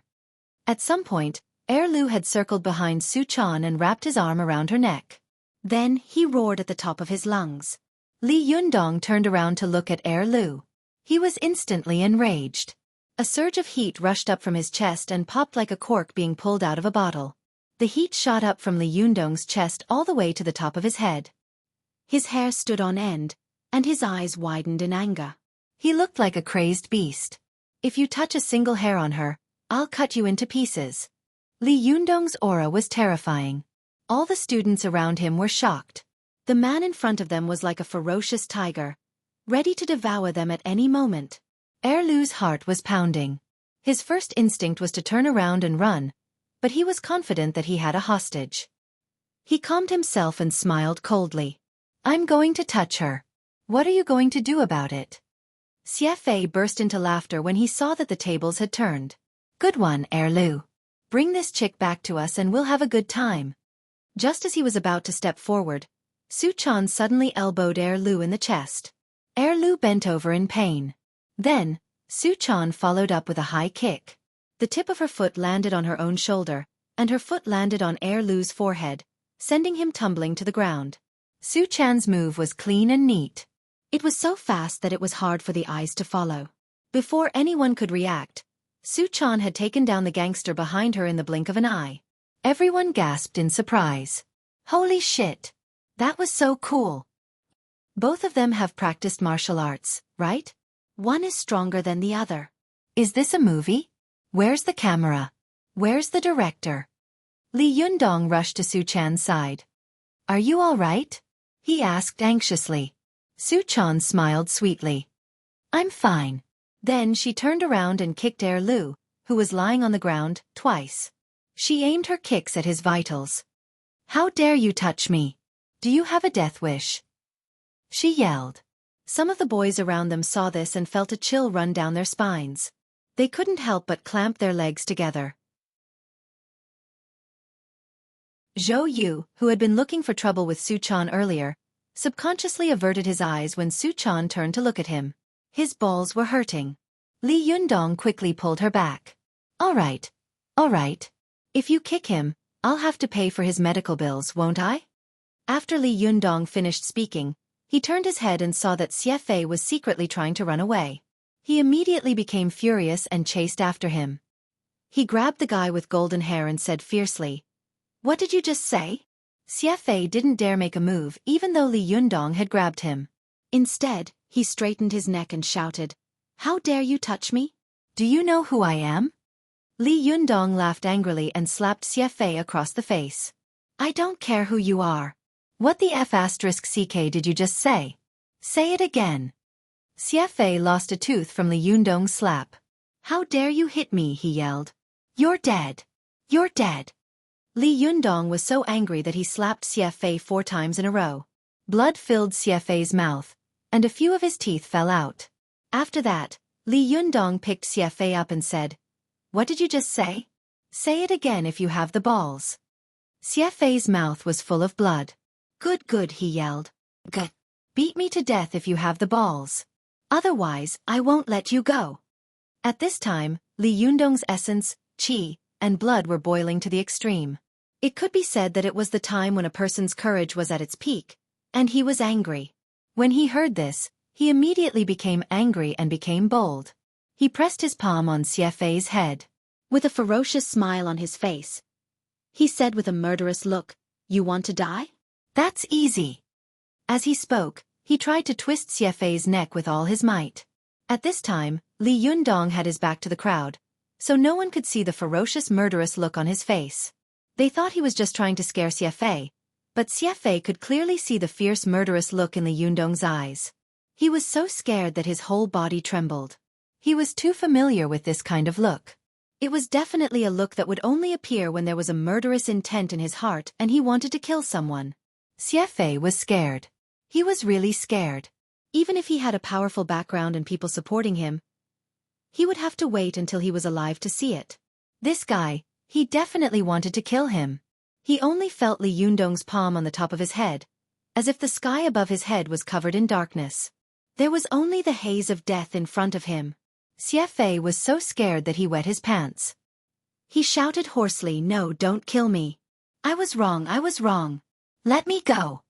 Li Yundong stopped what he was doing and stared at Xueqi. "You know you were wrong?" Xueqi's heart trembled when he saw Li Yundong's electric gaze. He lowered his head and said, "I know I was wrong. Please let me go this time. I won't dare to do it again." Li Yundong was not a ruthless person. His anger had come and gone quickly. He let go of Xueqi's hand and stood up. He kicked Xueqi and said, "Take your men and get out of here." Xueqi said. Xueqi didn't dare to look at him. He just timidly helped his men up from the ground, covered his face with one hand, and got ready to leave. Li Yundong looked at their backs and shouted, "Hey!" Xueqi heard his voice and shivered. He turned around, his eyes filled with humiliation. What else do you want?" Li Yundong pulled out all the 500 yuan he had on him and threw it at Xueqi. "This is all I have. Take them to the doctor." Xueqi saw the stack of money fall at his feet. He gritted his teeth and squatted down to pick it up. "Thank you," he said in a low voice.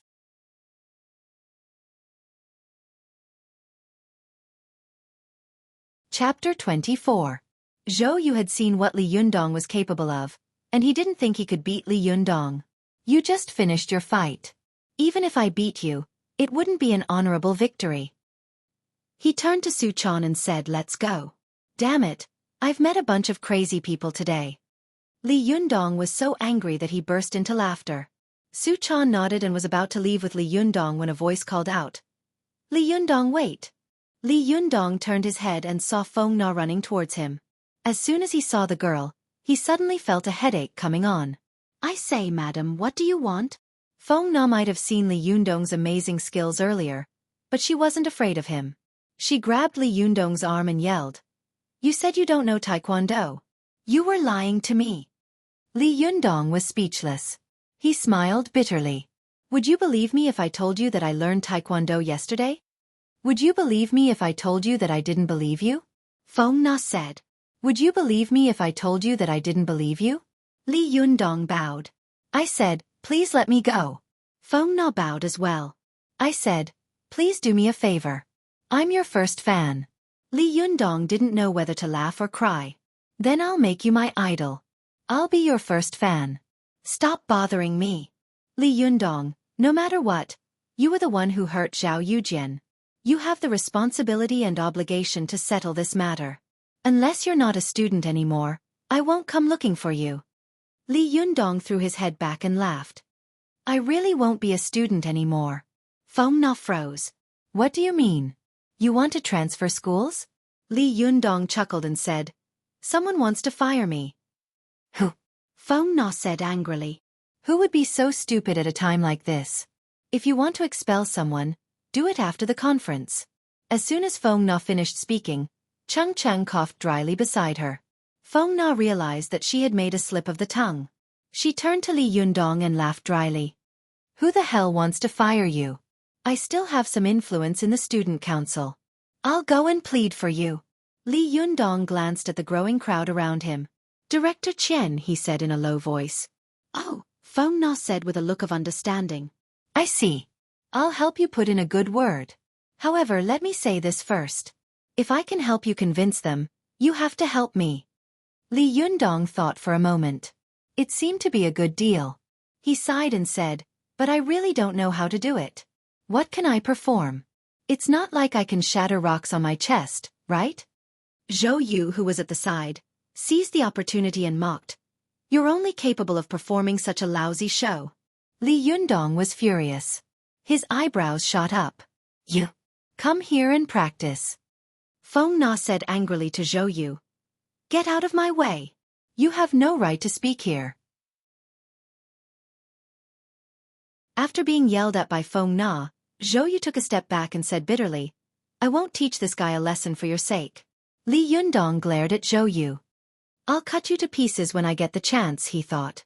Feng Na said to Li Yundong, Hey, do you agree or not? Just give me a definite answer. Li Yundong was getting annoyed by Feng Na's pestering. Fine. Fine. I'll do it if you can help me settle this. Feng Na's eyes lit up. So what are you going to perform? Shatter bricks? Kick wooden planks? Or something else? Li Yundong waved his hand impatiently without looking back. Do as you see fit. After Li Yundong left, Feng Na snapped her fingers at Cheng Cheng. Done, she said. Like I said, there's nothing I can't handle. Cheng Cheng, on the other hand, was not as happy as Feng Na. She kept giving Feng Na meaningful looks. Feng Na followed Cheng Cheng's gaze and saw that all the students were staring at her in confusion. Cheng Cheng sighed. You're finished. The thread about you chasing after Li Yundong is going to be the hottest thread on the school forum tonight. You won't be able to explain yourself even if you want to. Feng Na was at a loss for words. It's all that bastard's fault, she said angrily. Damn it. Then she turned to Cheng Cheng. By the way, do you have the registration form? Cheng Cheng rummaged through her purse. Yeah, why? Feng Na gritted her teeth and said, Write Li Yundong's name down. Cheng Cheng froze. Aren't you afraid that Director Chen won't be able to handle it? Feng Na snorted coldly and said, Is there anything I can't handle when I take action? Write it down. Write it down now and submit the form. Oh, Cheng Cheng said. What kind of show? Feng Na snorted. Didn't you hear him say it before? What did he say before? Cheng Cheng asked, confused. Smashing a boulder on his chest. Feng Na said with a sly smile. Didn't he say that himself? Smashing a boulder on his chest. Cheng Cheng stammered. Smashing a boulder on his chest? What day and age are we living in? Feng Na glared at Cheng Cheng. Do you remember that? Cheng Cheng had no choice but to write it down. She couldn't help but shudder at the memory of Li Yundong performing that boulder on his chest during the exchange between the two universities. Li Yundong had no idea that Feng Na had set him up. He brought Su Chan home with him. After a while, his anger slowly subsided. Su Chan followed him quietly, her eyes fixed on his face. She observed his emotions carefully, afraid that she might say something wrong and make him angry. Su Chan looked at Li Yundong, her eyes fixed on his face. After a while, Su Chan saw that although his face was still serious, the anger in his eyes had completely dissipated. She said, Yundong, don't be angry.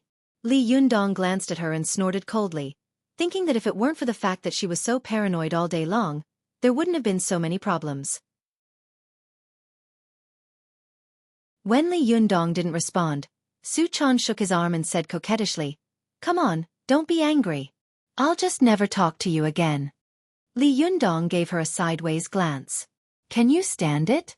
When Li Yundong didn't say anything, Su Chan pouted and rolled her eyes. Then, she said tentatively, I'll give you a kiss. Can you not be angry? This sentence made Li Yundong furious, but he could only turn into running water and dissipate in an instant. His heart was moved, but he was too embarrassed to respond immediately, so he just hummed and said yes. Su Chan immediately gave him a quick peck on the cheek. The feeling of her soft lips on his cheek almost made him feel like his bones were about to go limp. After the kiss, Su Chan grabbed Li Yundong's hand and said, "You're still ignoring me? What are you thinking about?" Li Yundong couldn't keep a straight face anymore.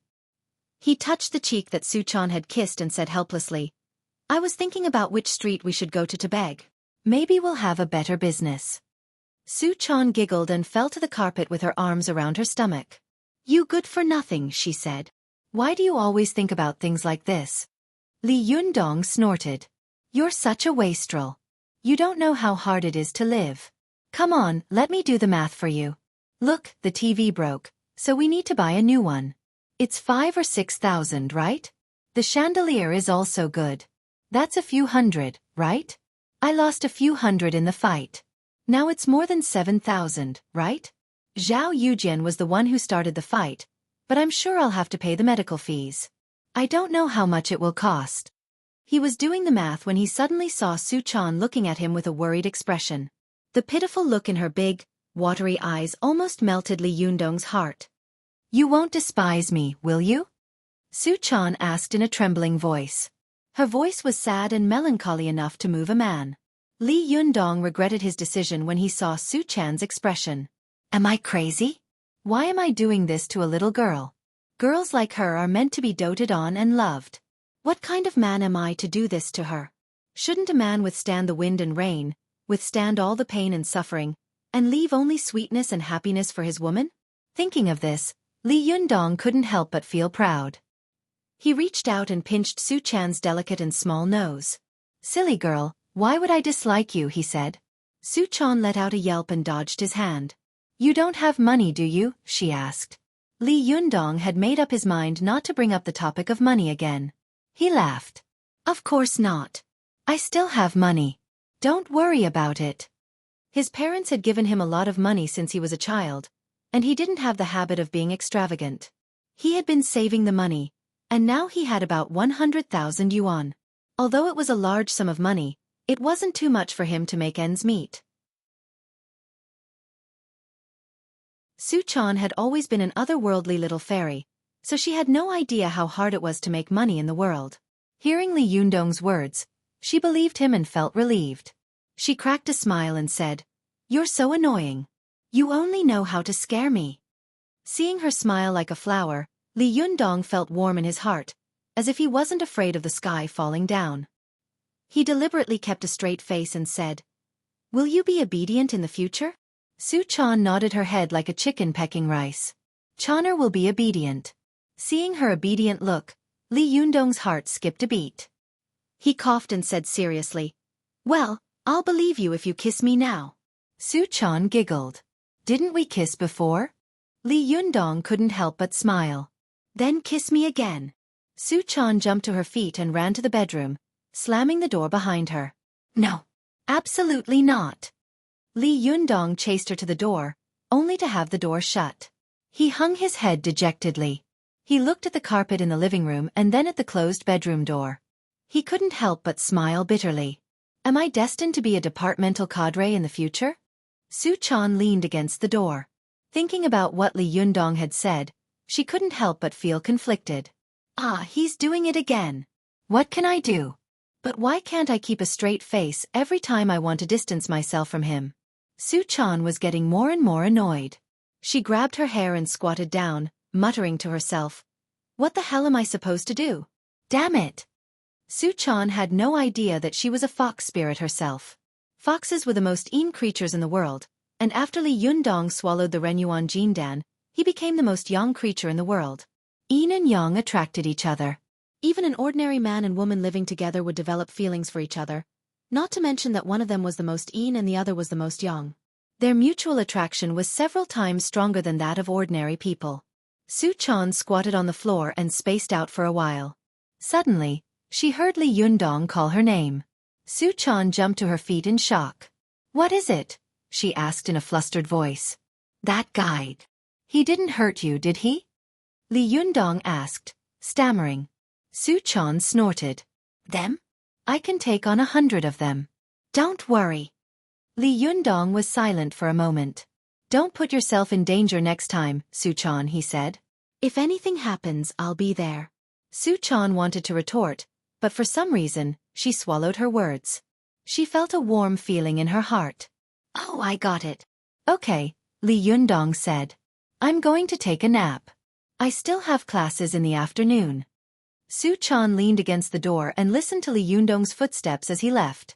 She couldn't help but think of the look on Lee Yundong's face when he found out that she was being held hostage. The little fox's conflicted heart slowly melted, and the smile on her face slowly softened. Her large, bright eyes flashed with an indescribable light. Even the little fox herself couldn't tell what kind of feeling this was. However, this feeling was sweet, warm, and made one's heart throb. Where are the flowers? Where are the collections? The numbers are so ugly.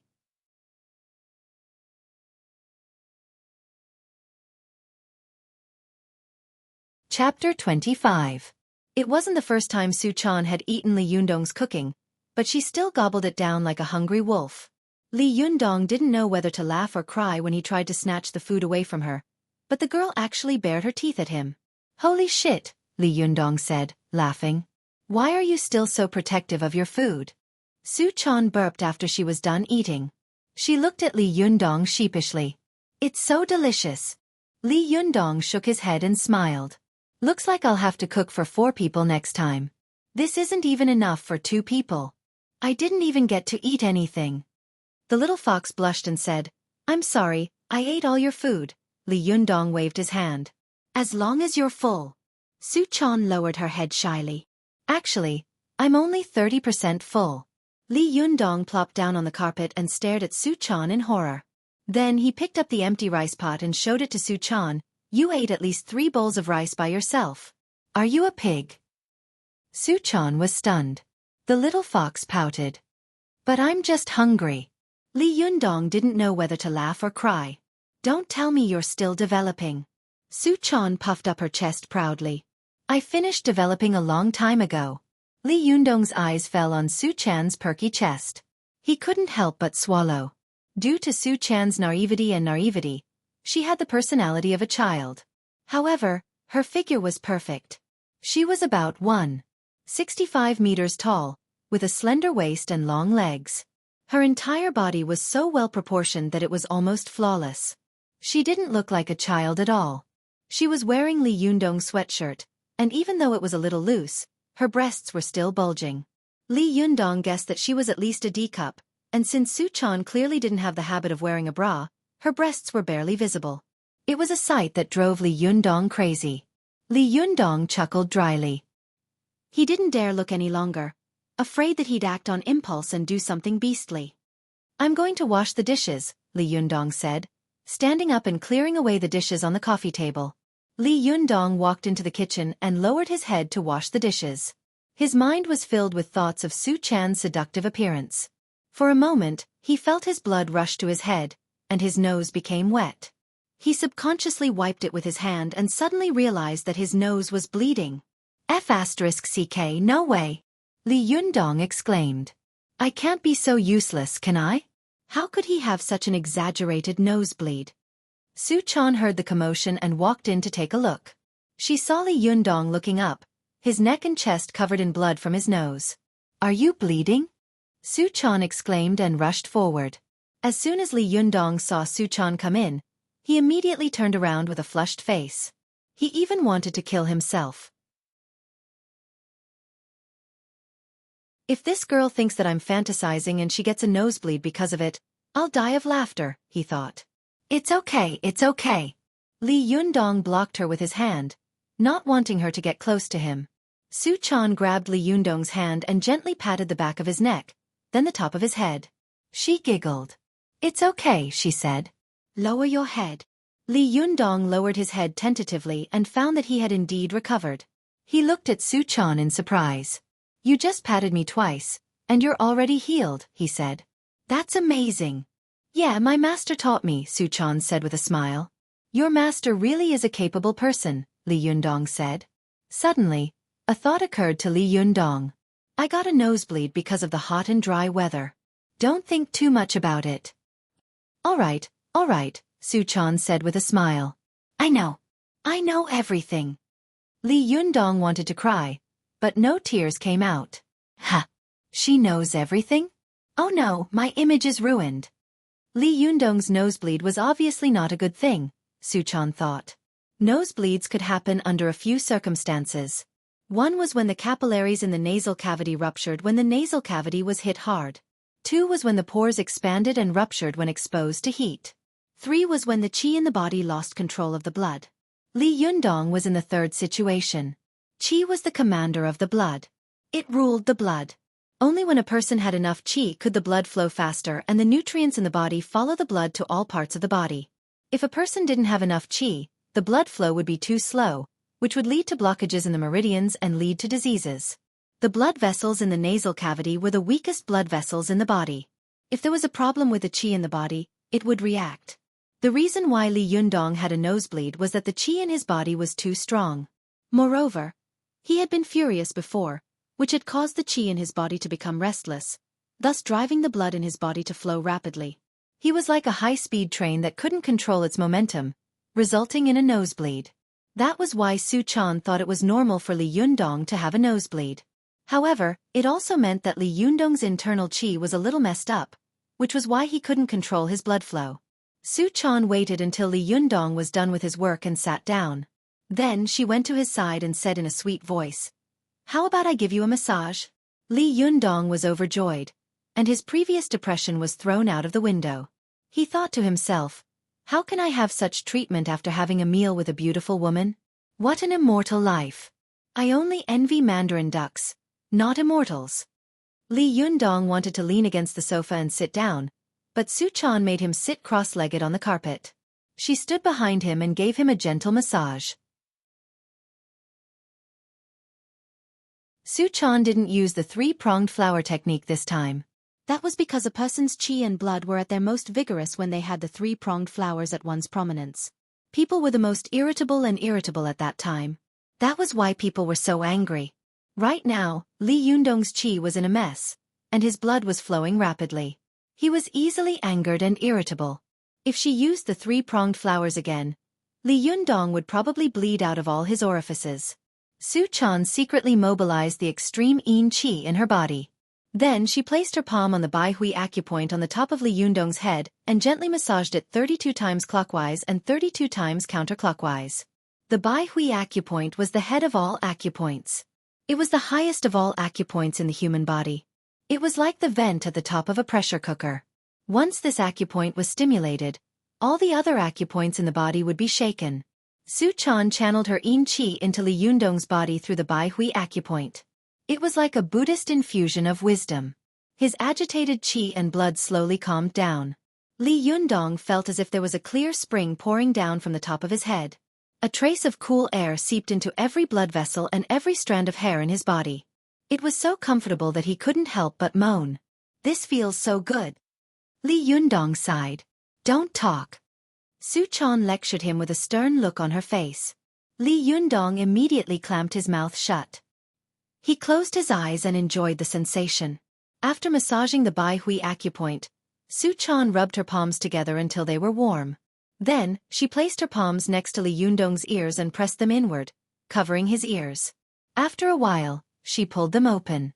Li Yundong looked at Su-chan, who was standing next to Li Yundong.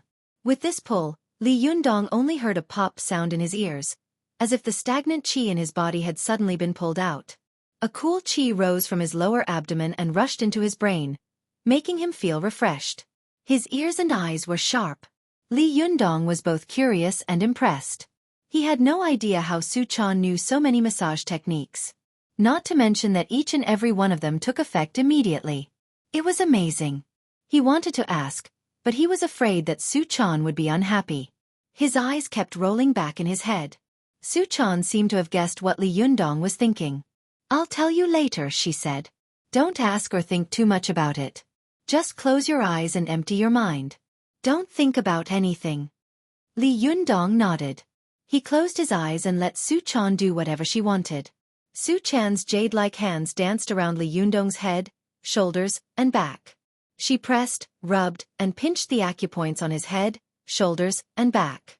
The strength of her hands varied from strong to weak. When it was strong, Li Yundong felt as if he was going down a waterfall. Not only did it not hurt, but it also made him feel like he was drinking fine wine. It was so good that he wanted to scream and scream. But when it was weak, Li Yundong felt like he was soaking in a hot spring. It was like tasting famous tea. It was so comfortable that he couldn't help but salivate. This was one of the more advanced massage techniques in the cultivation world. It was called butterfly plucking flowers. Although the name was alluring, it referred to the strength of the butterfly plucking the flowers.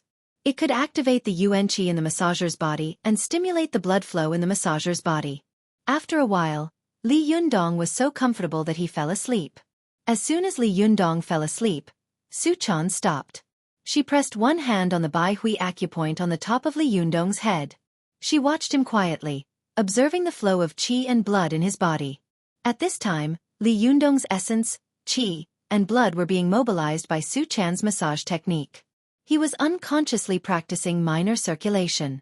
Although it seemed easy to practice at this time, who didn't know how to sleep?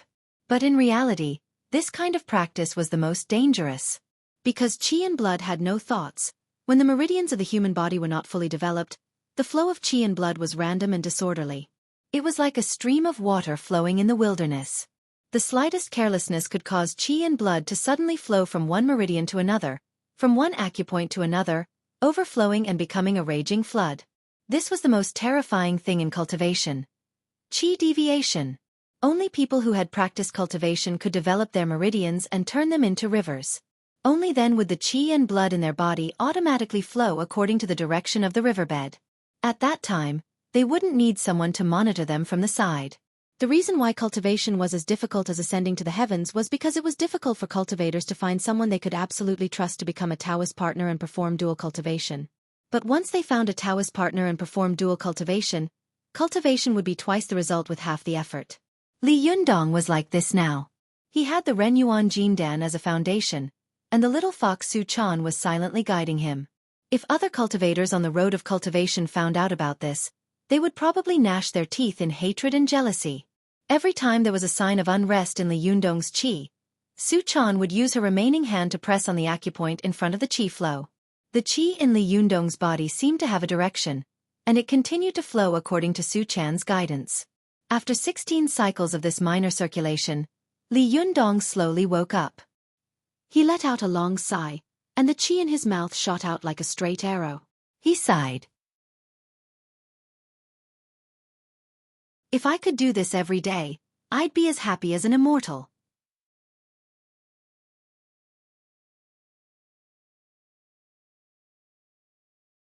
Chapter 26. Xueqi nodded her head like a rattle drum. Yes, of course. Li Yundong studied Xueqi closely. After the massage, the girl's face was flushed, and there was a thin layer of sweat on the tip of her nose and forehead. She looked exhausted. Li Yundong's heart ached and he was touched. We'll talk about it later. Look at how tired you are. Sweat? Xueqi wiped her forehead with the back of her hand and smiled. That's the qi circulation in my body. It's not from exhaustion. Qi circulation in my body. Li Yundong suddenly remembered how Xueqi had taken down Air Lu. Xueqi, how do you know all this? Did your master teach you? Xueqi nodded and said proudly, Of course, my master is amazing. Did your master teach you Chinese medicine and massage as well? Li Yundong asked. Xueqi thought for a moment. My master taught me the art of cultivation. But medicine carries the Tao, and the Tao manifests itself through medicine. You're not wrong. Xueqi nodded. That's right. Your master is an amazing person, Li Yundong said. When Li Yundong praised her master, Xueqi beamed with joy. Of course. My master is so beautiful. Your master is prettier than you. Li Yundong asked curiously. Xueqi's eyes narrowed into slits. My master is 100 times prettier than me. Li Yundong burst into laughter. 100 times prettier than you? How is that possible? How can there be such a beautiful woman in this world? I don't believe it. Xueqi's eyes widened. But it's true. In my eyes, you're the prettiest woman in the world, Li Yundong said, pinching Xueqi's nose affectionately. Su Chan lowered her head sheepishly. No, I'm ugly. Li Yundong feigned anger. Who said that? Su Chan pursed her lips. My master said it. Li Yundong froze, then burst into laughter. No way. Your master must be jealous of you. That's why she said you're ugly. Su Chan had been cultivating in the mountains since she was born. Before she met Li Yundong, she could count the number of people she had met with on 2 hands. How could she possibly know the difference between beauty and ugliness in this world? She had never heard anyone praise her beauty since she was a child, so she didn't think that she was beautiful at all. However, her master had repeatedly warned her not to show off her beauty to the world. Her master had attacked her appearance more than once or twice, which made her feel that she wasn't beautiful at all.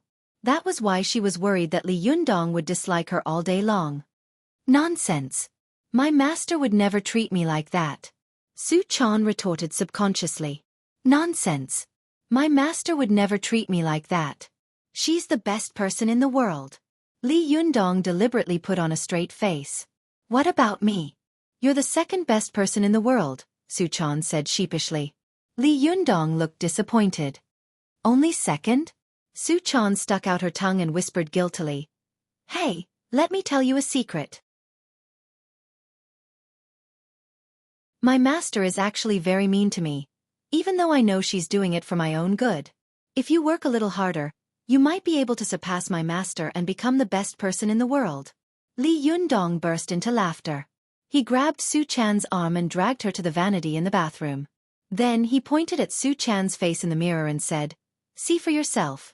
Su Chan washed up in the bathroom every day, so naturally, she had seen her own face. She blinked. I see myself. What's wrong? He leaned close to Su Chan's face and said with a smile, Look at you. You have a pretty oval face, a pair of watery peach blossom eyes, a bright red cherry mouth, and fair and tender snow-white skin. Many women dream of having a face and figure like yours. Even if they had plastic surgery, they wouldn't be able to achieve your beauty. Those movie stars would die of inferiority if they were to compare themselves to you. Su Chan's heart skipped a beat at Li Yundong's compliment. Her face flushed, and she stared at herself in the mirror with misty eyes. Subconsciously, she also thought that she was a little bit pretty. Am I really that pretty? Su Chan murmured. Li Yundong stared at Su Chan, of course. That's why I said there can't be a woman 100 times more beautiful than you in this world. Your master must be jealous of your beauty. Su Chan still didn't want to hear Li Yundong speak ill of her master. She pouted and said, That's not it. My master is a real beauty. You'll understand when you meet her. Li Yundong smiled. He didn't refute Su Chan's words. After Su Chan finished speaking, she suddenly remembered that when she was cultivating in the mountains, her master had repeatedly told her that if one day she walked in the secular world, she must not use her beauty to swagger through the streets. This was the true meaning of this sentence. Since ancient times, beautiful women had always been the source of the jealousy of the heavens. Of course, Little Fox understood this saying. She immediately understood the painstaking effort her master had in telling her this. She was afraid that she would encounter evil cultivators who coveted beauty. Su Chan was suddenly reminded of how good her master was. Tears welled up in her eyes. Li Yundong panicked as he watched from the side. Hey, why are you crying? Su Chan looked at Li Yundong with tears in her eyes. I miss master. Li Yundong shuddered. He stared at Su Chan for a long time. His eyes were filled with pain and struggle. After a long time, he clenched his teeth and sighed. Well, you should go back and see her. Su Chan grabbed Li Yundong's arm. You don't want me anymore? Li Yundong froze. Didn't you want to leave? Su Chan wiped her tears away. Who wants to leave? Su Chan said angrily. I haven't harvested yang energy yet. Li Yundong's worry turned into joy and he said with a smile. Didn't you say that you missed master? Su Chan made a face at him. I was just saying. Li Yundong looked at Su Chan's happy and angry face, and his heart was filled with love. Suddenly, he thought of something and sighed. Now, do you know that you are a great beauty, he said. Su Chan shook her head. Su Chan's temper was like the weather in April. In the blink of an eye, it had changed from cloudy to sunny. She giggled and said, If you say so, then so be it. Li Yundong stared at Su Chan and sighed. A beautiful girl like you will definitely have a lot of men chasing after you. If, and I'm just saying if, one day you don't like me anymore, you have to tell me in advance. Su-chan looked at Li Yundong strangely. Why would I dislike you? Li Yundong smiled bitterly. I'm not handsome, I'm not rich, and I don't have a rich father or mother either. Su-chan was even more confused now. What does that have to do with me? Li Yundong's smile grew even more bitter.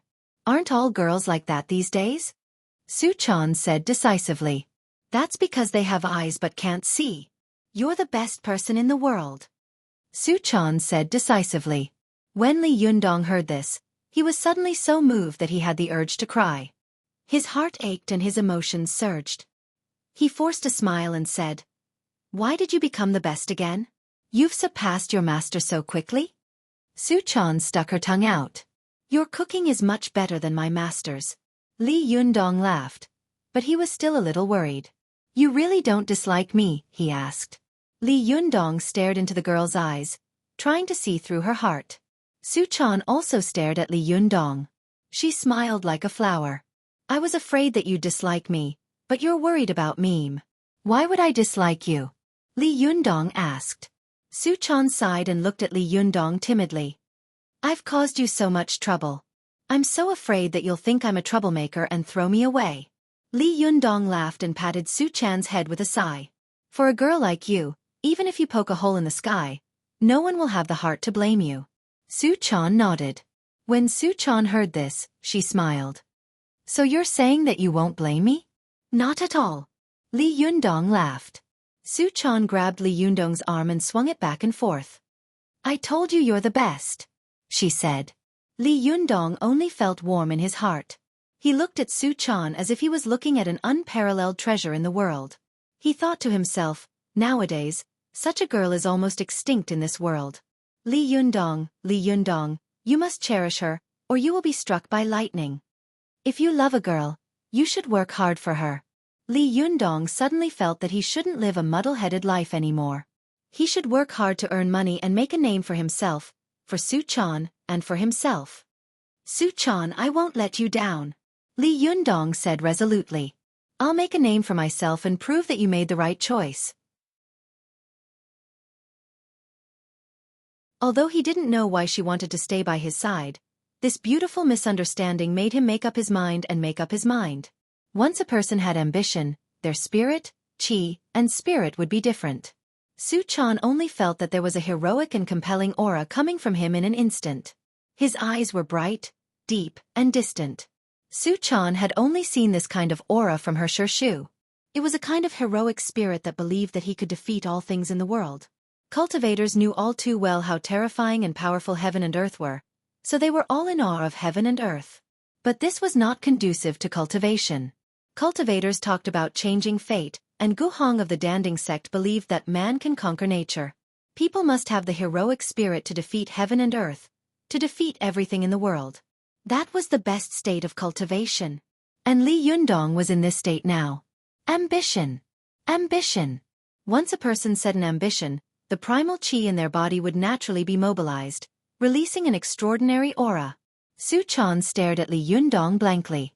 She suddenly thought, if Li Yundong can really cultivate, with his current state and the help of the Renyuan Jindan, wouldn't there be a great master in the cultivation world in the future? As soon as this idea came to her, Su-chan was stunned. She quickly kept repeating in her heart, No, then wouldn't my Renyuan Jindan be wasted? But, if I give the Renyuan Jindan to Li Yundong, it seems that I won't feel as bad as before. Su-chan was keenly aware of the changes in her heart. She suddenly became very conflicted.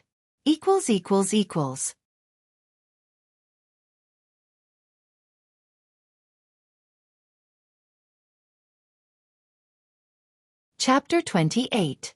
At 2 o'clock in the afternoon, Li Yundong climbed out of bed and yelled into his room, I'm going to class. He wasn't even sure if Su-chan, who had been frightened by him, would come out of the room again. But to Li Yundong's surprise, almost as soon as his voice rang out, the door opened, and a beautiful woman came out. Her face was red, and her head was low. She walked up to Li Yundong and pulled his sleeve with her hand. Li Yundong let out a sigh of relief. I thought you weren't going to come out, he said with a smile.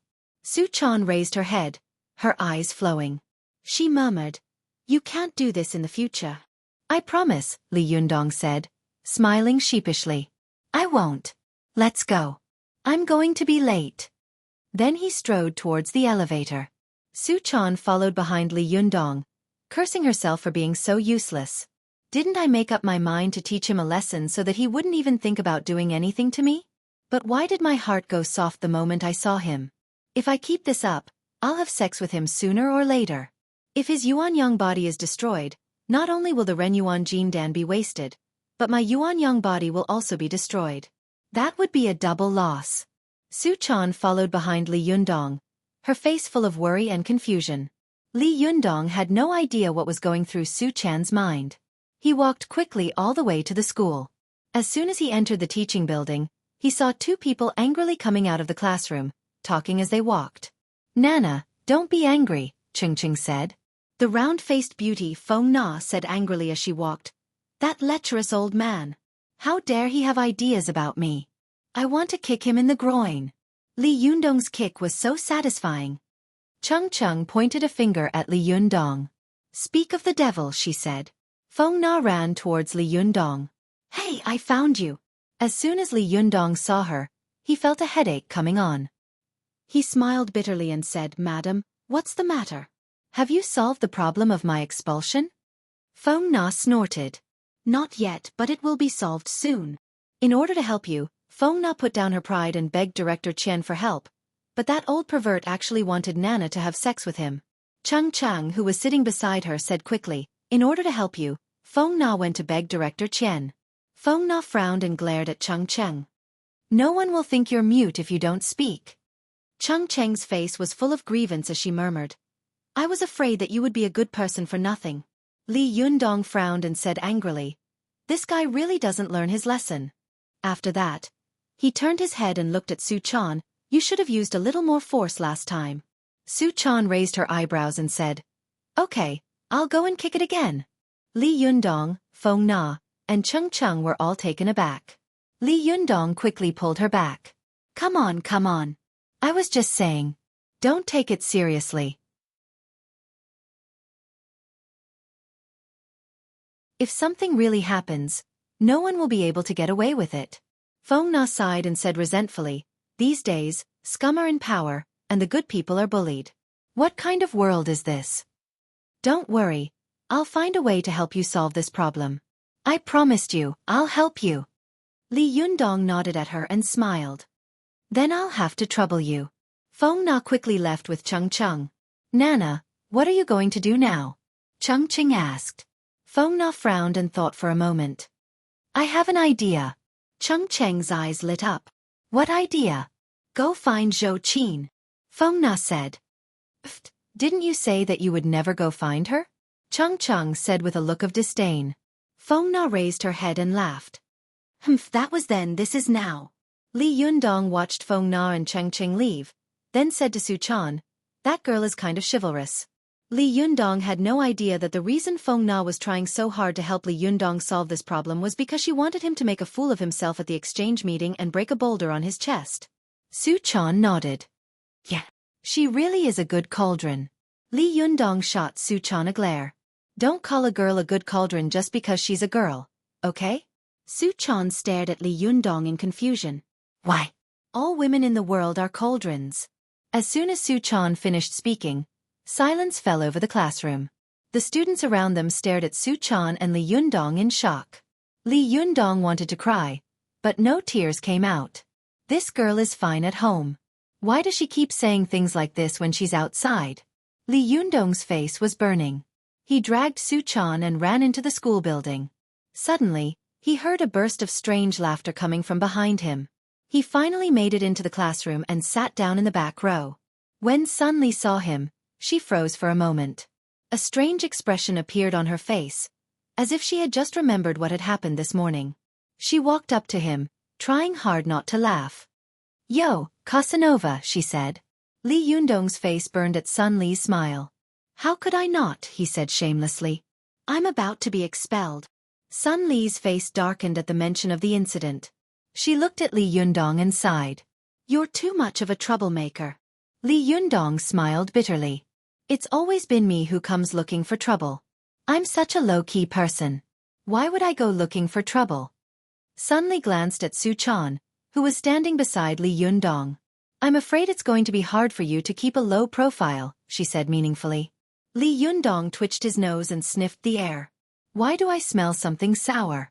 Wait, it seems to be coming from you. Sun Li stomped her feet angrily. Li Yundong, good luck to you. With that, she turned around and walked away. Li Yundong watched Sun Li leave. He smiled bitterly and shook his head. Li Yundong, are you going to be expelled? A boy in the front row turned around and asked Li Yundong with a serious look on his face. Li Yundong glanced at the boy. Yeah, he said lazily. They'd been classmates for a year, but today was the first time they'd spoken to each other. Then what are you going to do? The boy asked in surprise. Li Yundong sneered. It's going to rain, and my mother is going to get married. What else can I do? Just let it be. If this place doesn't want me, there will be a place for me. If this place doesn't want me, then I'm going to the railroad. Li Yundong's classmates burst into laughter. A girl who looked just like Li Yundong turned around and said, No way. You're so funny. You can't be expelled just like that. Li Yundong was so depressed that he wanted to vomit blood. Are these people treating me like a clown for fun? He rolled his eyes and no longer bothered with these boring fellows. His classmates saw that Li Yundong was in a bad mood, so they stopped trying to strike up a conversation. Instead, they lowered their heads and started chatting. It was getting closer and closer to the start of class. The classroom was packed with people, except for a few empty seats next to Su Chan. Su Chan was too pretty, and her performance had been too tough. The boys didn't dare approach her, and the girls didn't dare approach her either. They were afraid that they would become a foil to her. When Xueqi and Ding Nan walked into the classroom, they were stunned. They hadn't expected there to be so many people in the class. They glanced around and immediately headed for Li Yundong's seat. Hello. Excuse me, please. Xueqi's voice was surprisingly soft. When Li Yundong looked at her, the corner of her mouth curved into a smile.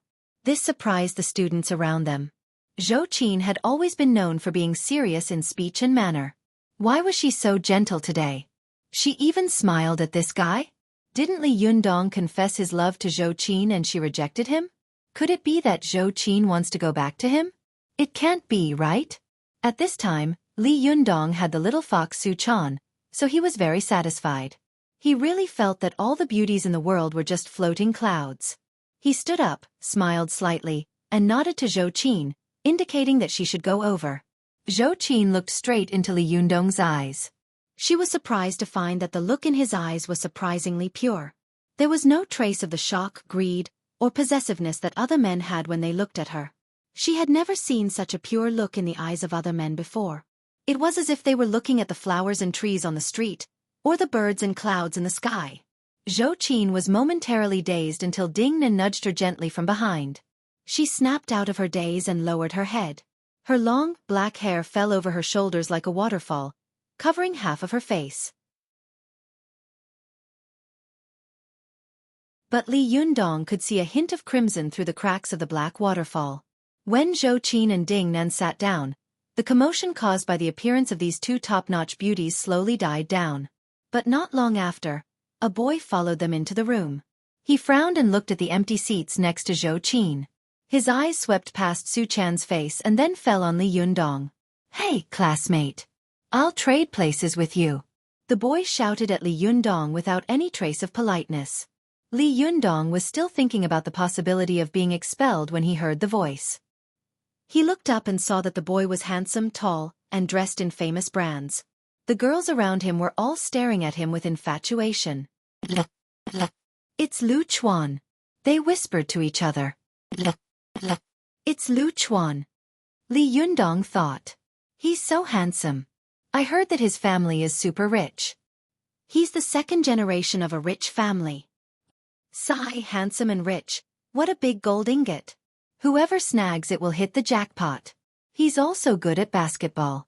He's got the reputation of little Xueqi kid. Li Yundong sneered inwardly. Come on, not everyone with the surname Lu is Xueqi kid. He can be a hooligan too. Li Yundong wanted to tease Lu Chuan, so he pretended to be surprised and pointed at Lu Chuan. Aren't you that guy? Hey, you look like an action star. Let me think. Which action star are you? Lu Chuan chuckled inwardly. Of course not, he said modestly. Seeing Li Yundong's serious expression, the surrounding students all looked at Lu Chuan's face curiously, trying to figure out which action star he looked like. Lu Chuan straightened his back under the scrutiny of others, his face full of anticipation and anticipation. Li Yundong snickered inwardly. He smacked his head and said loudly, "Oh, I remember now. You look like Sister Mutaran." As soon as Li Yundong said that, the smile on Lu Chuan's face froze. The surrounding students burst into laughter. He really is an action star. Ding Nan, who was drinking her milk tea, spat it all out on the floor. She was rocking back and forth in laughter. Xueqi, on the other hand, turned her face away and covered her mouth as she giggled. A trace of anger flashed in Lu Chuan's eyes. But to maintain his composure in front of a beautiful woman, he maintained his smile. Unfortunately, it was an awkward smile. It was as dry as cement. "Hey, did you hear what I said to you just now?" Lu Chuan coughed. Li Yundong pretended to be confused. "What did you say?" "It's fine if I didn't hear it." Lu Chuan pointed at Li Yundong's seat. "I'll switch places with you." "Why should I switch places with you?" Li Yundong asked. Lu Chuan sneered. He pulled out a Hermes wallet from his Armani pants and pulled out a few large bills. He waved the bills in front of Li Yundong's eyes. "Here." Li Yundong took the bills and plopped down on his seat. Then he turned to Su Chan, who was sitting next to him, blinking her eyes. She had no idea why the people around her were laughing just now. "Oh my," Lu Chuan said. "It's rare to see someone coming over to give you money." Lu Chuan's face paled when he saw that Li Yundong had no intention of giving up his seat after taking the money. "Hey! You took the money and then move." Li Yundong turned around and stared at Lu Chuan in confusion. "What? Didn't you say you were going to give me money?" Lu Chuan's head was spinning with anger.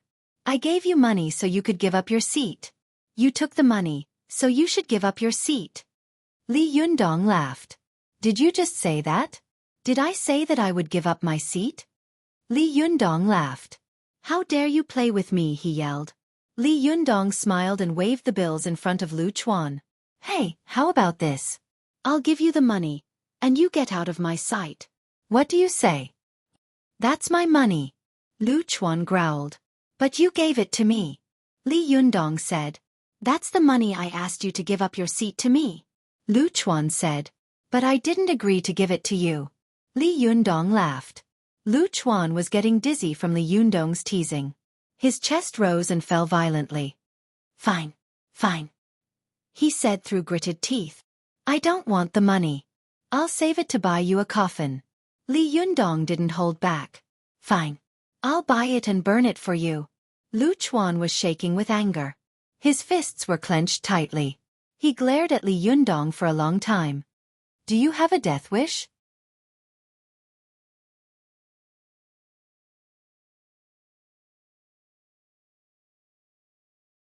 Chapter 29.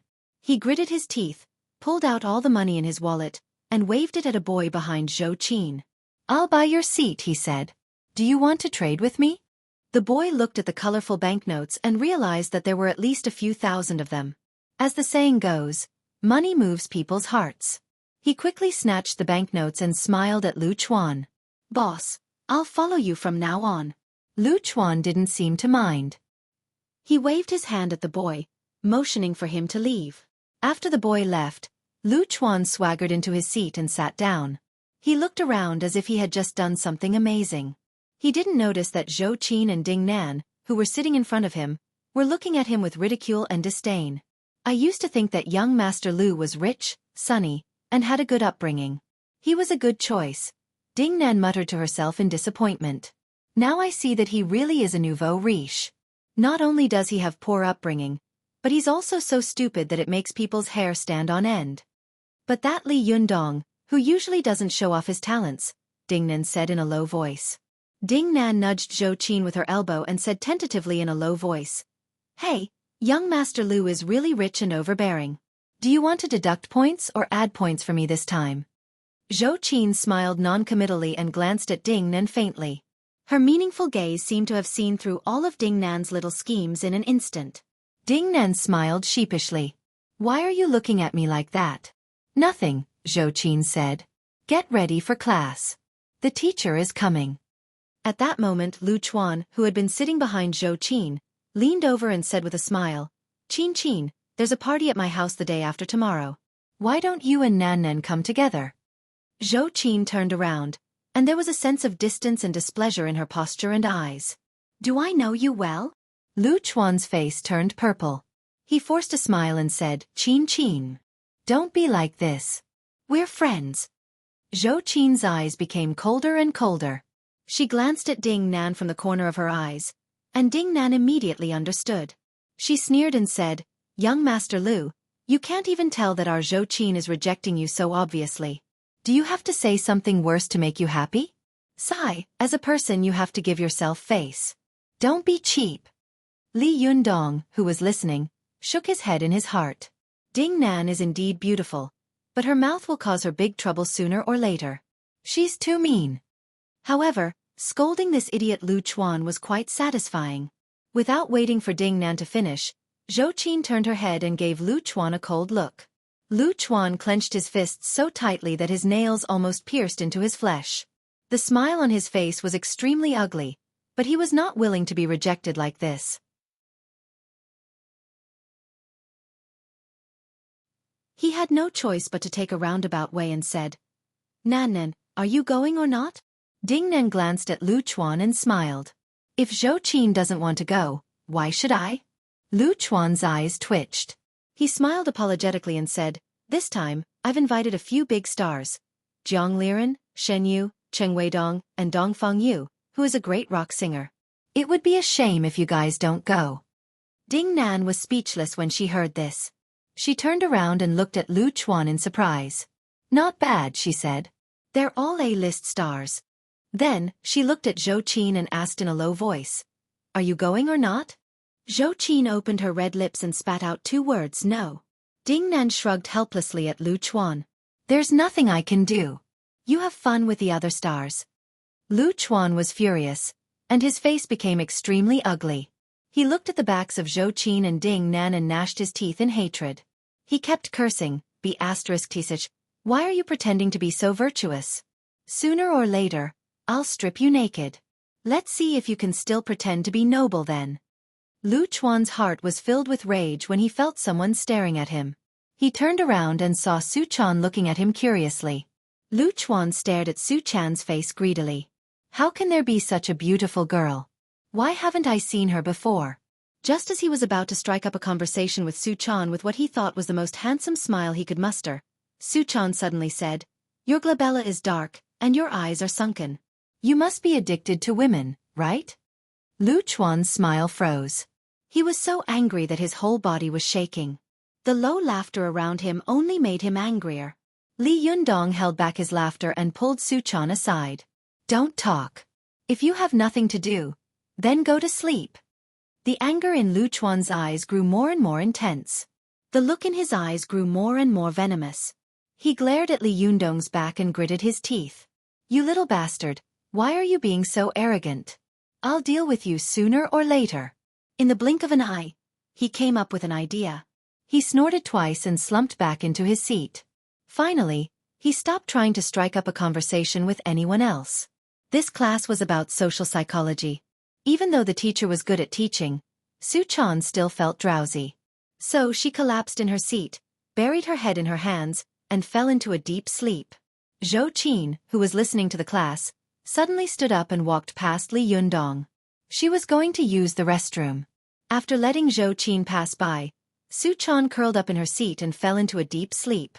Li Yundong, who was listening to the class, felt bored as well. He turned his head and saw Su Chan sleeping soundly. She was snoring softly through her nose and her ears were twitching. She looked adorable. Li Yundong couldn't help but laugh. He remembered the qi circulation method that Su Chan had taught him. He closed his eyes and started qi circulation on his own. What he didn't know was that this kind of qi circulation was extremely dangerous. The slightest mistake could lead to qi deviation. He had only been able to complete the qi circulation because Su Chan was watching over him. If someone disturbed him at this time, he would be in unimaginable trouble. Su Chan was sleeping, so Li Yundong didn't know how dangerous it was. So he started practicing in a daze. Just as his qi was about to reach the Shanzhong acupoint on his chest, Zhou Qin suddenly returned.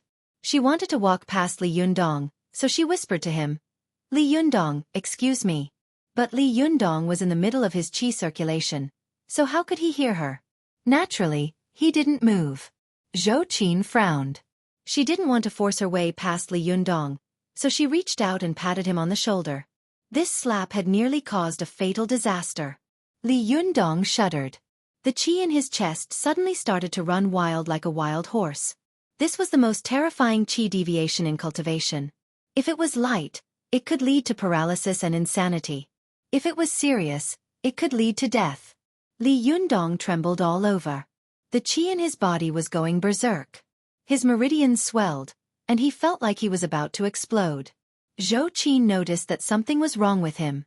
She couldn't help but move a little closer and pat him on the shoulder again. "What's wrong?" With this slap, Li Yundong suddenly raised his head and opened his eyes. His eyes were full of bursting blood vessels, which were extremely red. He looked like a devil, terrifying and frightening. Zhou Qin was so scared that her legs gave way and she fell to the ground in front of Li Yundong. Although Li Yundong was in a state of qi deviation, he hadn't completely lost his mind. He barely managed to control the qi in his body. "Get out of my way," he said to Zhou Qin in a low, pained voice. Zhou Qin didn't understand what had happened to Li Yundong. She was so scared that she just sat on the ground and stared at Li Yundong in a daze, unable to react. Li Yundong couldn't control himself anymore. He let out a pained cry. "Get out of my way! Nah! Get out of my way!" Zhou Qin hurriedly stepped aside. Li Yundong rose to his feet. He felt like a burning fireball. All he wanted was to find a faucet to wash it off. But Lu Chuan, who was standing behind him, saw what was happening. Lu Chuan thought that this was a heaven-sent opportunity for the hero to save the damsel in distress. He quickly stood up and slapped Li Yundong on the head. F***CK. Why are you so fierce to a beauty? Do you have any manners? The slap landed on the Bai Hui acupoint on the back of Li Yundong's head. All the qi in Li Yundong's body seemed to be guided, rushing madly into Li Yundong's brain. Li Yundong couldn't control himself anymore. He let out a beast-like roar. His whole face turned purplish red, and blue veins popped up all over his body. It looked like they were about to explode at any time. The most frightening thing was that blood was slowly flowing out of his eyes, nose, ears and mouth. The first signs of qigong deviation were chaotic qi, followed by bleeding from all 7 orifices, and finally, when the qi in the body reached the jiaozhi acupoint, it meant that the person was done for. There was no cure. Not even the gods of the great all-embracing heaven could save him. Lu Chuan took a step back in fright at the sight of Li Yundong's horrifying appearance. But he quickly realized that he shouldn't have backed down. Did this guy really have the guts to kill him? Lu Chuan puffed out his chest and sneered. "What are you being so fierce for? Come at me if you have the guts." The murderous look in Li Yundong's eyes grew brighter and brighter. Right now, all he wanted to do was vent his anger on the person he hated the most. He couldn't think of any other consequences. At that moment, the teacher and students in the classroom were staring at Li Yundong in horror. The teacher had completely forgotten about the lesson. The chalk in his hand fell to the ground with a clatter. Li Yundong pounced on Lu Chuan like a tiger and picked him up with one hand. Then with another leap, Li Yundong jumped 3 rows from the back of the classroom, holding Lu Chuan up against the wall. Li Yundong clenched his other hand into a fist and threw a punch at Lu Chuan with a sinister grin. If Li Yundong's punch landed, Lu Chuan would be reduced to a pile of meat paste in the blink of an eye.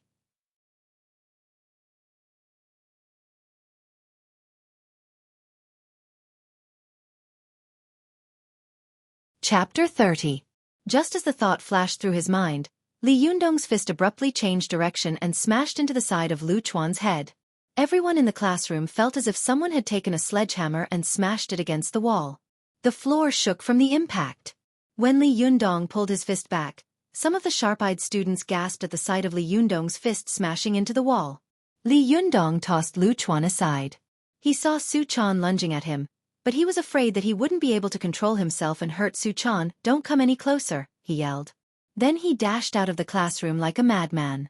Su Chan was shocked and anxious. She jumped from the last row of the classroom to the front row. Her body was as light as a swallow on the water. The students around her were in an uproar. "No way!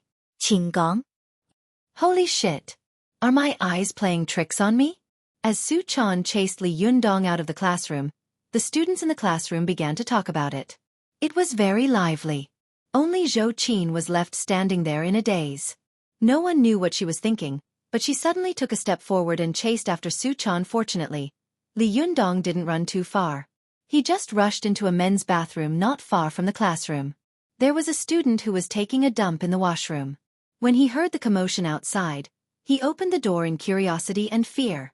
He saw a man with a face full of blood standing beside the sink, madly using his head and fists to hit the marble countertop.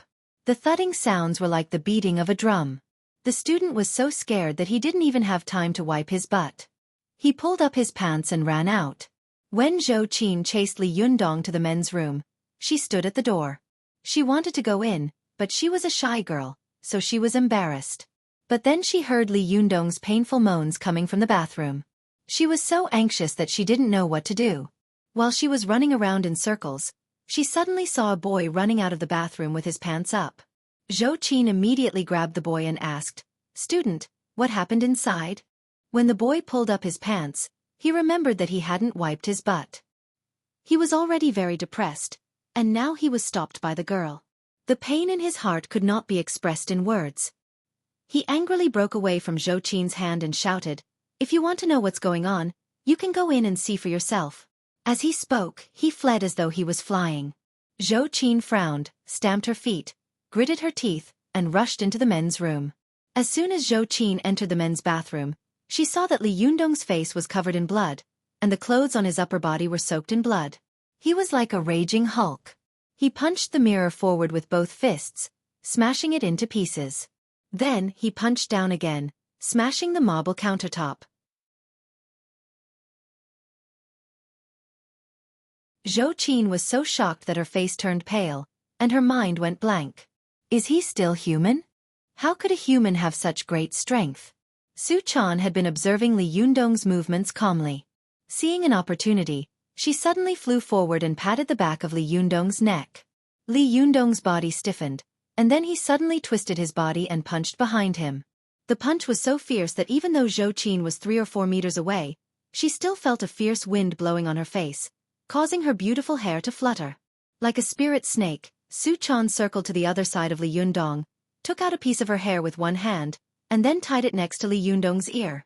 The hair was like a golden needle, firmly pricking the Tianzhu acupoint next to Li Yundong's ear. Li Yundong's body trembled, and finally, he fell softly to the ground and passed out. Su Chan let out a sigh of relief and put Li Yundong's body on her back. Only then did she turn around and stare coldly at the dumbfounded Zhou Qin.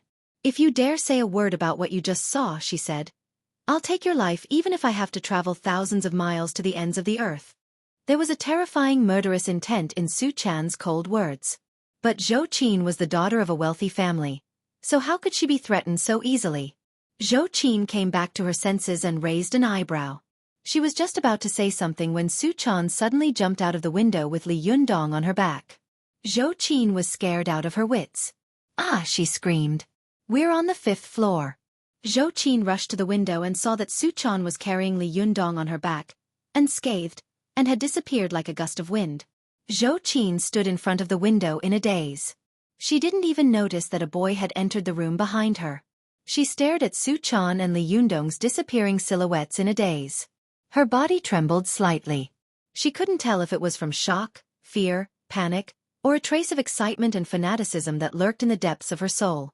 "Who the hell are you, Li Yundong?" Su Chan flew back home with Li Yundong on her back. She looked calm on the outside, but deep down, she was nervous and regretful. She couldn't stop blaming herself for not telling Li Yundong not to practice qi in public. She carefully looked at Li Yundong's face, touched his pulse with her hand, and then felt the direction of Li Yundong's breath. At this time, the qi in Li Yundong's body was either rushing upward to attack the Bai Hui, Shinting, Tianchong, and Chengling acupoints in his brain, completely turning him into a fool, or it was attacking the foot Shaoyin kidney meridian and foot Taiyang bladder meridian in the lower half of his body, making him paralyzed and unable to get out of bed. Su Chan's heart ached at the sight of Li Yundong. She found the bathroom, grabbed a few clean towels, and wiped the blood off Li Yundong's face.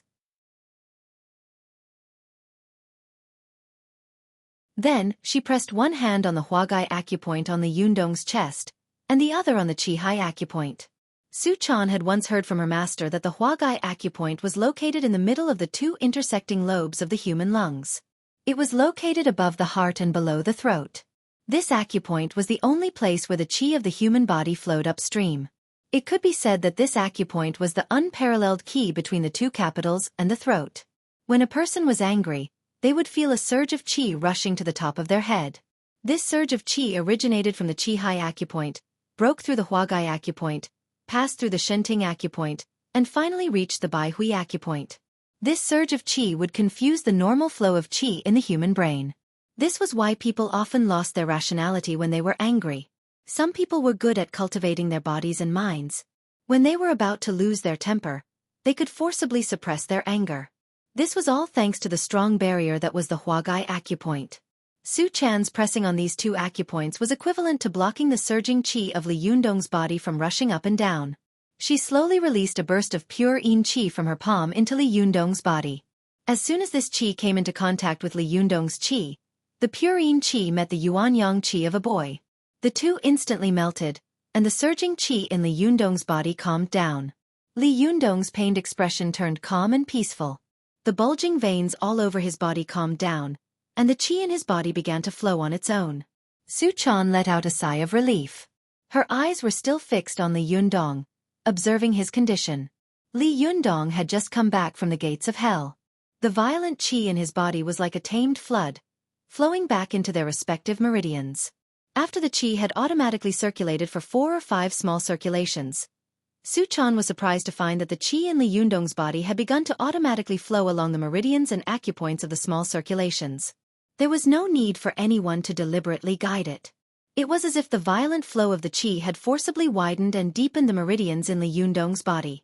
It was like a torrent that was originally rushing in the wilderness had forcibly rushed out a deep and wide riverbed, and then naturally followed the direction of the riverbed and became docile. Su Chan was very surprised. She muttered to herself, "This guy can't be so lucky, can he? Can qi deviation be a blessing in disguise?" When ordinary people cultivated qi, if they wanted to strengthen the qi in their body, they had to put in a lot of effort and hardships. If they wanted to deepen and widen the meridians in their body, it was something that could only be encountered by chance. Just relying on hard work was useless. It required opportunities. However, Li Yundong had done something that ordinary cultivators couldn't do even if they begged for it. He had actually done it by accident.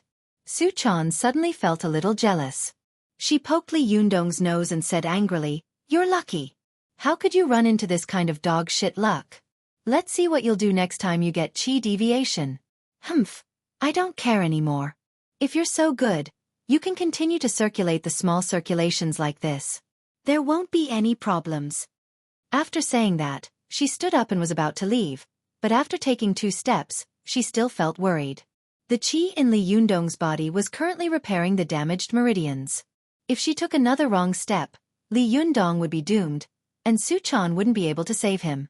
Su Chan thought for a moment, then walked back. She pouted and said, "Well, it's not that I don't trust you. I just don't trust you to waste my Renyuan Jindan. You're a reckless guy. You have to understand this." After that, Su Chan muttered, "What a reckless guy. How dare he practice qi in public? Isn't he courting death? He almost got me into trouble." Although that was what she said, Su Chan looked at Li Yundong with concern. She stared at him without blinking, afraid that he would make the slightest mistake. When the qi in Li Yundong's body had completed the 36th cycle, a faint colorful light suddenly surged from his body, as if he was wearing a colorful cloud. Su Chan was shocked. Jindan qi. Her eyes were full of envy and jealousy. At this time, The colorful light meant that the Renyuan Jindan in Li Yundong's body was completely absorbed, and the Renyuan Jindan would complete the final attack and transformation of Li Yundong's body. After that, Li Yundong's essence qi and blood would be several times stronger than before, and the strength of his body would also be several times stronger. After looking at it enviously for a while, Suchan gradually calmed down and couldn't help but sigh. Master is right. Some people's good fortune is really incomparable.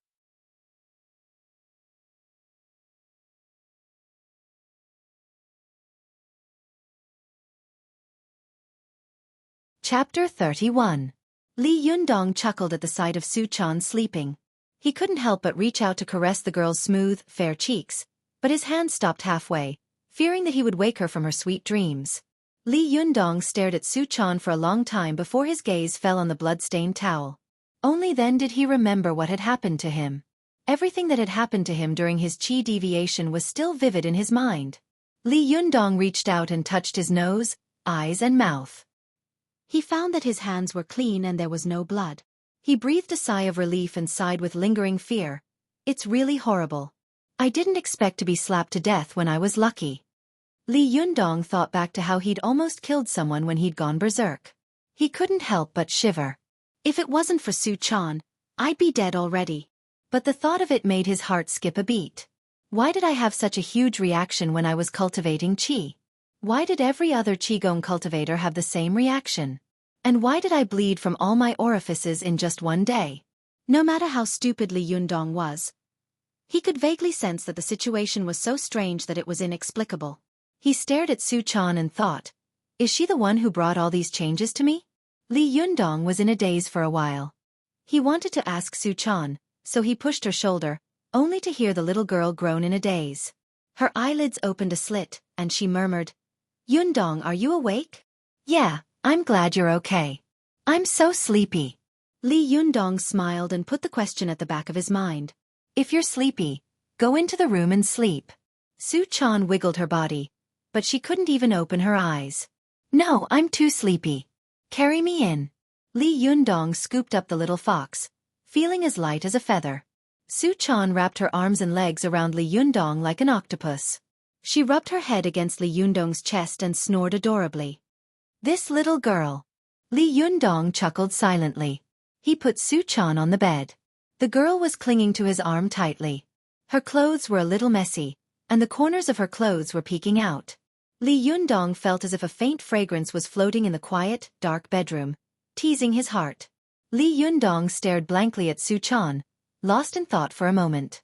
Li Yundong glanced at the nightlight alarm clock in his bedroom and realized that it was only 10 o'clock in the evening, which was the best time for nightlife. In the past, he would have been either playing online games or fighting on the BattleNet at this time. But now, all the lights in his house were out, and there was no sound at all. Ever since Suchan moved into his house, Li Yundong realized that his entire life had changed. Li Yundong, who was a huge fan of video games, suddenly found them boring. He didn't want to play them anymore. All he could think about was this mysterious little beauty with an unknown identity. While Li Yundong was deep in thought, he saw the little fox turn around and lie down on the bed. She curled up into a ball and hugged the blanket tightly to her chest. Her perky buttocks were perfectly round and alluring. He turned on the air conditioner for Suchan, then quietly backed out of the room. He stared blankly into the living room for a while, then fell asleep in a daze. The next morning, Li Yundong woke up and touched his phone in a daze. He glanced at the time and suddenly jumped up. It was already 10 o'clock. Half of the morning classes were already over. Li Yundong rushed to the bathroom to wash up. As soon as he pushed the door open, he saw Suchan standing in front of the dresser with a dazed look on her face. She had one hand on her messy hair and the other was slapping her mouth. She was yawning non-stop. Suchan was wearing Li Yundong's pajamas, which were loose. Li Yundong could even see the girl's fair chest through the gaps in her clothes when she yawned. It was a dazzling sight to behold. For a moment, Li Yundong was in a daze. He had forgotten the question he had wanted to ask Suchan and just stared at her blankly. Suchan turned her face to look at Li Yundong. Just as she was about to greet him, she suddenly found a problem. She jumped in front of Li Yundong, opened her eyes wide, and carefully looked at his face. Li Yundong felt a little uncomfortable under Su Chan's stare. He couldn't help but touch his own face. What's wrong with me? Su Chan burst into laughter. She pulled the confused Li Yundong over to the mirror and pointed at his face. Li Yundong stared at himself in the mirror. What's wrong? He asked. Su Chan's eyes turned into crescent moons. Haven't you noticed that your face has gotten thinner? Li Yundong froze. He took a closer look at his face. Sure enough, his face had gotten thinner. He couldn't help but rub his fat belly. He realized that he'd lost a lot of meat as well. I've gotten thinner? Li Yundong asked in surprise. Su Chan grinned from ear to ear and nodded heavily. Yes, yes. Li Yundong chuckled. He looked at himself in the mirror and said, I look pretty handsome after I've slimmed down. Su Chan made a face at him. Isn't it because of me? She said. Li Yundong was stunned. What does it have to do with you? But then he remembered that ever since he'd met Su Chan, he'd been fighting and being chased by people almost every day. It would be strange if he didn't lose weight after all that exercise. Li Yundong didn't know whether to laugh or cry at the thought. I can't believe this little girl has the nerve to ask for a reward. But he was happy to see Su Chan happy. Isn't this the purest form of happiness between a boy and a girl? Rejoice in your happiness, and grieve in your sadness. In her opinion, it was precisely because her Renyuan Jindan had transformed Li Yundong's body, and then she had massaged his meridians with the three-pronged flower technique, that she had helped him unclog his meridians and forced him to passively practice the minor circulation of qi. Furthermore, the qi deviation had indirectly deepened Li Yundong's meridians, allowing the blood qi to flow through his meridians and take away the filth that had accumulated in his body in the past. That was why Li Yundong had become so thin. This was why, since ancient times, Taoist immortals in China had all been thin and sage-like, but no one had ever heard of a Taoist immortal with a fat head and big ears. In the eyes of doctors, people gained weight because their meridians were blocked. Once their meridians were normal, they would automatically lose weight. Cultivators' meridians were all well-developed and unobstructed, so they couldn't gain weight even if they wanted to. Li Yundong used to be a complete otaku, and he didn't like exercise. Naturally, his blood qi would circulate slowly, and his meridians would not be smooth, so he would gain weight. But now, after the Renyuan Jindan had transformed his body was changing every day. It might not be obvious in 1 or 2 days, but it was obvious in 3 or 4, 5 or 6 days. Li Yundong's originally chubby face now had the contours of his cheekbones, and his chin had become a little pointy. When a person lost weight, his spirit, qi, and spirit came out. Li Yundong looked at himself in the mirror and sighed. I almost can't remember what I looked like when I was thin. Su Chan looked at Li Yundong with a wide smile on her face. She looked as if she was enjoying his happiness, but in reality, she was secretly delighted. He's thinner, which means that he's already at the end of the middle stage of the second tier of qi refining. Li Yundong thought to himself. There were 3 stages to the second heaven of qi refinement. The first stage consisted of nourishing the essence, consolidating the spirit, and repairing the meridians. With the help of the Renyuan Jindan, Li Yundong passed the stage without a problem. Now, the middle stage consisted of meridian expansion, qi condensation, and freedom. Li Yundong had been possessed by the devil before and had accidentally completed the most difficult part of the expansion sutra. What he needed to practice next was to learn how to condense the majestic qi in his body into a ball, so that he could have the divine strength of 1,000 pounds with every move. Then he would learn how to use the qi freely in actual combat, so that he could summon it at will and leave it at will, unlike Duan Yu's 6 meridians magic sword, which was sometimes ineffective. It was early morning, the time when all living things were awake and full of vigor. The morning sun shone through the window onto Li Yundong's face, making him look like he had been sprinkled with a layer of golden powder. His whole body was bursting with energy, and even his hair exuded a heroic aura. Su Chan stared at him in a daze. Her heart skipped a beat. In the 27th verse of the Vajra heart, Shakyamuni said that men have 7 treasures, and women have 5 cavities. It's easy for men to cultivate, but it's hard for women to cultivate. This sentence was not wrong at all. Li Yundong had the body of a man with 7 treasures.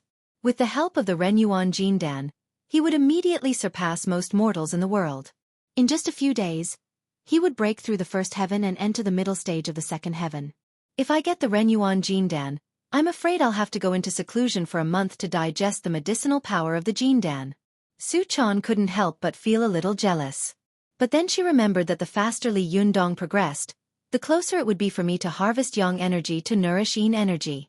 At the thought of this, Su Chan couldn't help but hesitate and panic. Li Yundong stared at himself in the mirror for a long time, until he felt like he was being too narcissistic. Then, he turned around and smiled at Su Chan. He struck a pose and said, "What do you think? Can I be a movie star now?" "Movie star?" Su Chan asked in confusion. Li Yundong waved his hand dismissively. "Forget it. It's nothing.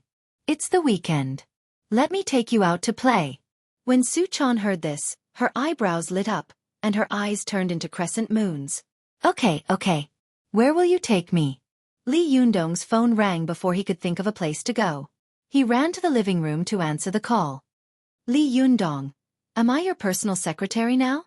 Sun Li's voice came from the other end of the line. "I can't afford to keep a big-name sweetheart like you." Li Yundong chuckled. "Get out of here," Sun Li said angrily. "Everyone's here for the rehearsal for the exchange today. You're the only one missing. Senior Feng Na from the student council has her eyes on me. You can do whatever you want." "No way," Li Yundong said in an exaggerated voice. "Isn't today Saturday?" Sun Li laughed angrily. "Li Yundong, it looks like you really should go see a doctor. Haven't you recovered from that rampage in the classroom?" "It's Monday." Li Yundong froze. He glanced at the time on his phone and smiled bitterly. "Did I sleep for 2 days again? Time flies by too quickly. Hey, class rep. Can you ask Feng Na if she's done with me? If she hasn't, I'm not going," Li Yundong said. "Come and ask her yourself. I don't give a shit about your business." Sun Li snapped.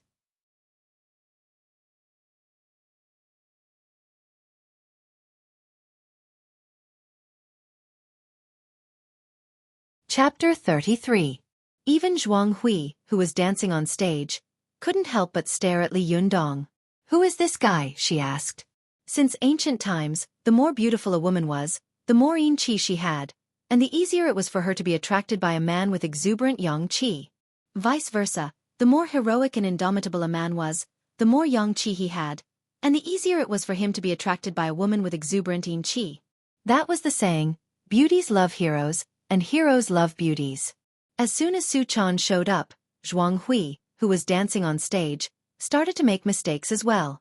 The two of them were as stiff as zombies on stage. Li Yundong's appearance made Zhuang Hui start making mistakes as well. Su Chan took a sip of the milk tea Li Yundong handed her. "What are they doing?" she asked. "They're dancing," Li Yundong said with a smile. "Can't you tell?" The little fox's eyes widened in shock as she exclaimed, "What? Aren't they supposed to be dancing to the gods?" Zhuang Hui heard it loud and clear. Her foot slipped, and she fell to the floor with a loud clang. She subconsciously braced herself with her hand so that her fake breasts wouldn't be damaged, but then she heard a crack on her wrist. The students and teachers watching the performance below the stage were in an uproar. Feng Na was so happy that she was rocking back and forth. Good fall. Good fall. Why didn't you damage her fake breasts?" "Hey, that's my line," Cheng Cheng said, annoyed. Feng Na ignored Cheng Cheng. She ran up to the stage and pretended to be concerned. "Hey, what's wrong? Where did you hurt yourself? Aya, if you break your hand, how are you going to dance? Wouldn't that be a waste of all the effort you've put into rehearsing?" Zhuang Hui's face turned purple with anger and hatred. Tears welled up in her eyes. One of the teachers couldn't take it anymore. He stood up and pointed at Su Chan's back. "Where did you come from?" he yelled. "Why are you causing trouble? Get out. You're not welcome here." "I didn't want to," Su Chan said pitifully, turning around to face Lin Sanjiu. Her pitiful expression immediately softened the sanctimonious teacher's spine. He coughed dryly and changed his expression as fast as flipping a page of a book. "Is that so? That should be a misunderstanding. Just pay attention to your volume. Don't be too loud." When the surrounding teachers and students heard this, they couldn't help but feel a deep sense of disdain. Only the opposite sex, no humanity. Li Yundong didn't know about the feud between Zhuang Hui and Feng Na, So when he saw how nervous Feng Na was, he turned to Su Chan. "Look at you," he said. "You always cause trouble the moment you open your mouth." Su Chan pouted and said, "Then I'll go and cure her."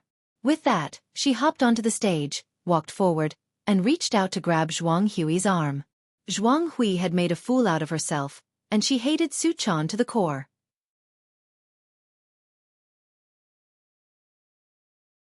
She ducked away from Su Chan and yelled angrily, "It's none of your business." Su Chan turned around and looked at Li Yundong helplessly.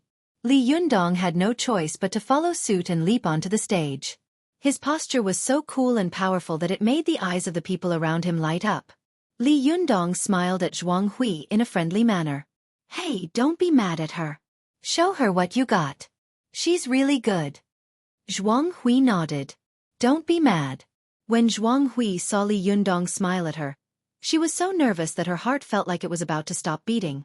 She even forgot about the pain in her wrist and nodded blankly. Su Chan reached out to grab Zhuang Hui's palm and forearm. "It's fine. It's just a dislocated wrist," she said. As she spoke, she exerted force with both her hands, and with a click, she received it. Zhuang Hui cried out in pain as if she had just woken up from a dream. Su Chan put Zhuang Hui's hand down. "All right. It's fine." Zhuang Hui tried to move her wrist. "My hand is fine," she yelled in surprise and joy. The girls on the stage surrounded Zhuang Hui. They looked at Zhuang Hui's hand curiously, then at Su Chan with awe. But most of them were looking at Li Yundong. Zhuang Hui's hand was healed, but she didn't want to thank Su Chan. In her opinion, her hand was injured because of what Su Chan had said. She wanted to use this opportunity to get closer to the handsome guy in front of her. Zhuang Hui was pretty, with big eyes and willowy eyebrows. When she smiled sweetly, she looked a little charming. "Hey, handsome, what's your name? How come I've never seen you before?" Feng Na thought to herself. This slut just happens to be flirting with men. How shameless. But why does this handsome guy look so familiar? Wait a minute. Isn't the beauty beside him? No way. He's Li Yundong? Li Yundong smiled at Zhuang Hui. "I'm Li Yundong. Nice to meet you." Zhuang Hui's eyes suddenly widened, and the expression on her face was as if she had seen a ghost. The corners of her eyes twitched, and she said awkwardly, Your name is Li Yundong?" Li Yundong smiled. "That's right." Zhuang Hui yelled. "That's impossible. Aren't you supposed to be fat?" Li Yundong frowned. His eyes grew cold. "Haven't you heard of the saying that a man who has been away for 3 days should be looked at differently?" Zhuang Hui secretly regretted saying such a stupid thing, causing the handsome guy in front of her to treat her coldly. Li Yundong turned his face and said to Feng Na, "Sister, have you helped me with my business?" Before Feng Na could say anything, they heard an angry voice from below the stage. It was Director Chen. "Li Yundong? What are you doing up there? Come down now. Don't delay the rehearsal." Director Chen's face darkened. He had already made up his mind to fire Li Yundong. Otherwise, Li Yundong would be a ticking time bomb. Who knew when Li Yundong would expose the fact that he had once seduced Su Chan?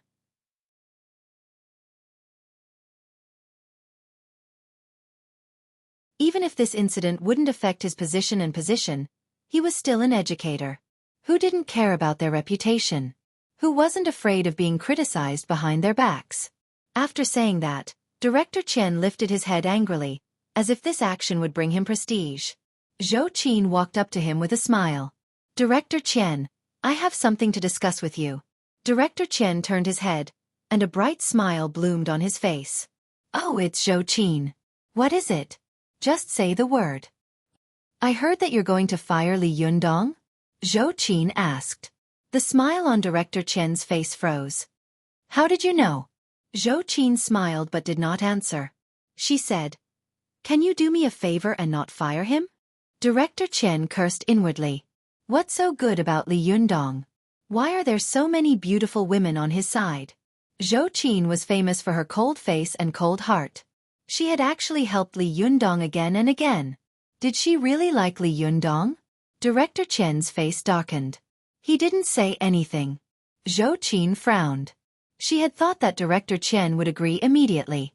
She hadn't expected the old man to put on airs. Zhou Qin suppressed her impatience and asked, Director Chen, if I may ask, has there been any conflict between you and him? When Director Chen heard this, he immediately said righteously, of course not. Do you think I'm the kind of person who would use public office to avenge a personal grudge? No, I just think that this student is too much. Look at how much trouble he's caused in just a few days.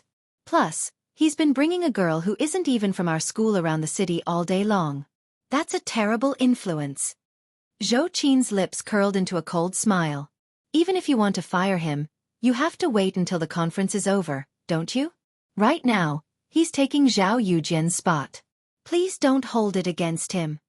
Director Chen looked Xueqi up and down, then suddenly smiled. Fine. For your sake, I'll let him go until the conference is over. But let me make it clear. I'll kick a black sheep like him out the moment I hear about it. With that, he turned around and left. Xueqi was furious, but she was so well-mannered that it couldn't be seen on her face. Ding Nan, who was next to her, spat and sneered. What the hell? The way he looked at you just now, it was as if he wanted to eat you. Xueqi pursed her lips and didn't say anything else. She just looked at Feng Na from afar and nodded. Feng Na was overjoyed. She also nodded at Xueqi to express her gratitude. Xueqi had finished what Feng Na had entrusted to her. She was so upset that she turned around and was about to leave. Ding Nan, who was beside her, asked curiously, "Aren't you going to watch the next show?" Xueqi frowned. No. Ding Nan winked at Xueqi. Feng Na put in so much effort to get him to take over. Aren't you curious about what Li Yundong is going to do? Xueqi stopped in her tracks and turned around.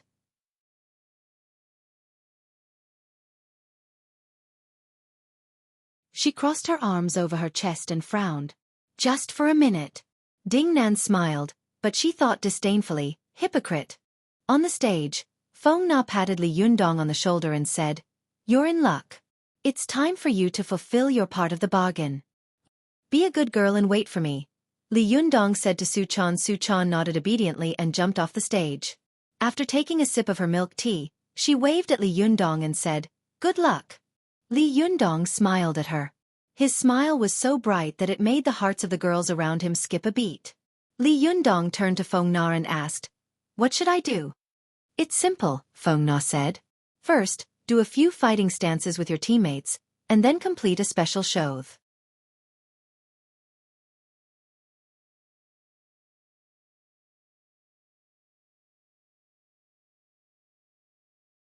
Chapter 34.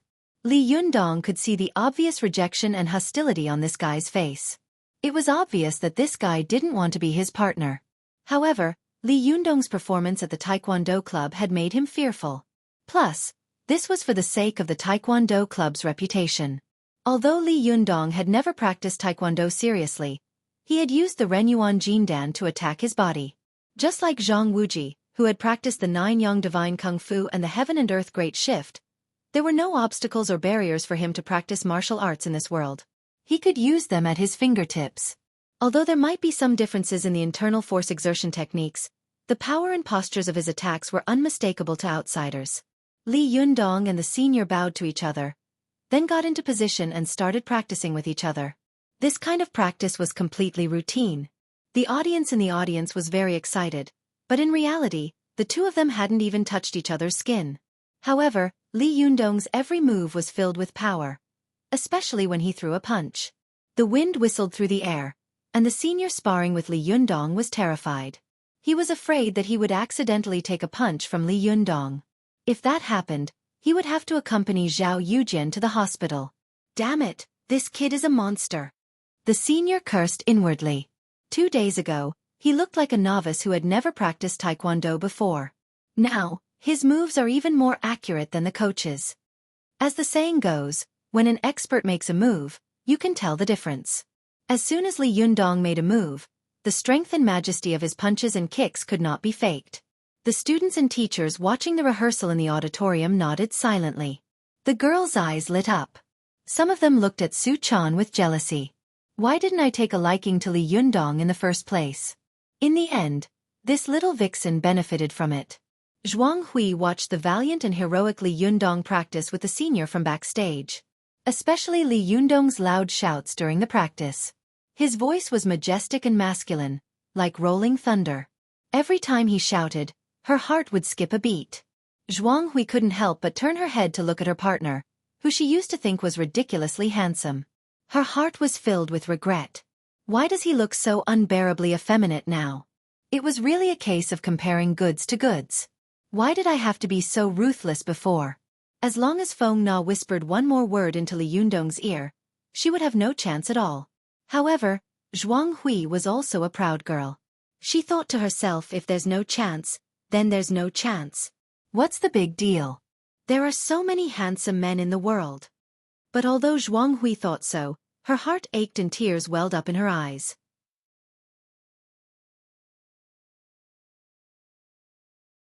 After Li Yundong and the senior finished practicing, there was a burst of applause on and off the stage.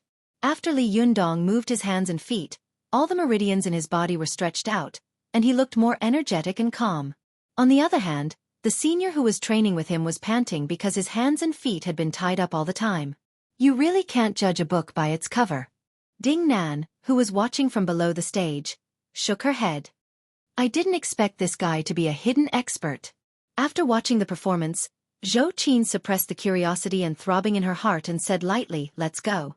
Ding Nan said, "Hey, there are more down there." After she finished speaking, she saw the hostess come up with a microphone, applauding and saying to Li Yundong with a smile, not bad at all.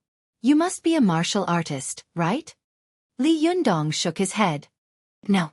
The hostess looked at him in surprise, thinking that he was being modest. She smiled and glanced at the program list. Suddenly, a strange expression appeared on her face. Next, Li Yundong will be presenting us with a very unique and traditional program, she said. Li Yundong was stunned. He turned to Feng Na and said, "There's more?" Feng Na felt a little guilty, but when she thought of how she had embarrassed herself in front of Li Yundong, she gritted her teeth and said, "Of course. Who would want to watch a program like this?" Li Yundong thought for a moment, then said to himself, "That's true. I used to watch TV shows where people would perform something like splitting bricks or kicking planks." At this time, Li Yundong only felt that his body was full of endless energy.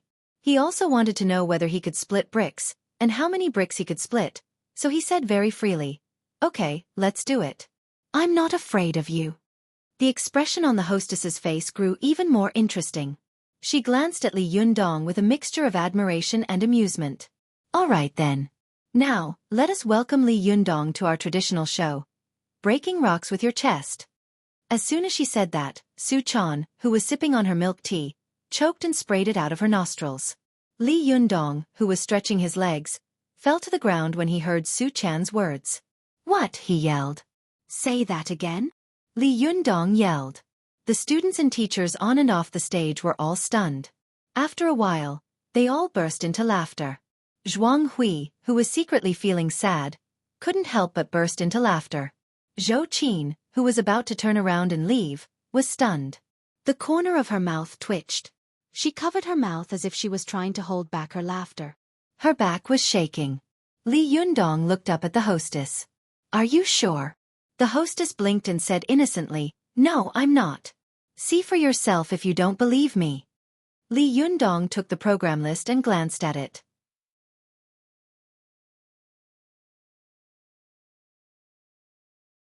Sure enough, the last program on the list was his signature performance.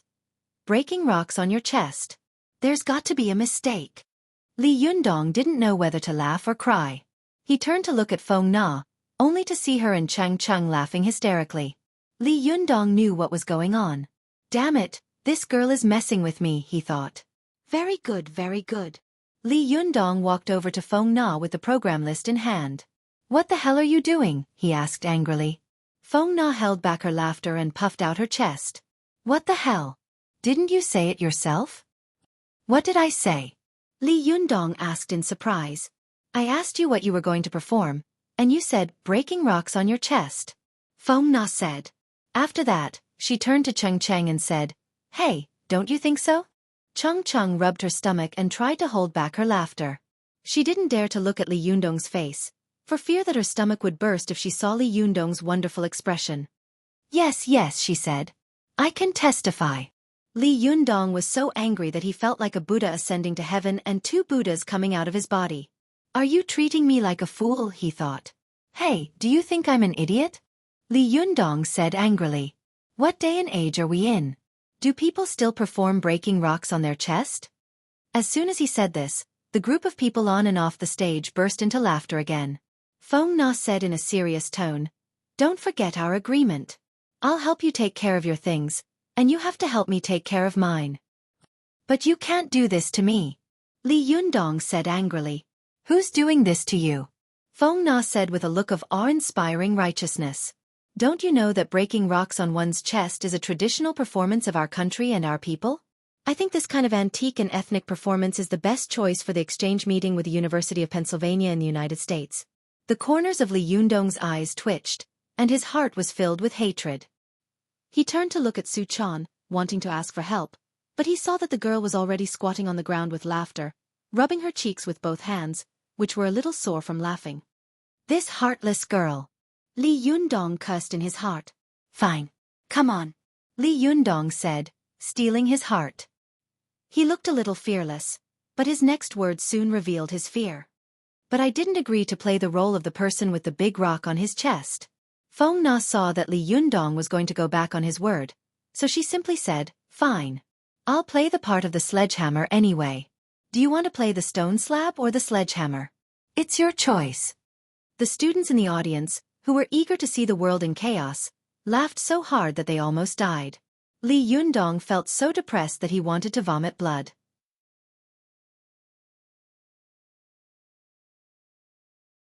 He began to regret his rude attitude toward this senior back in the classroom.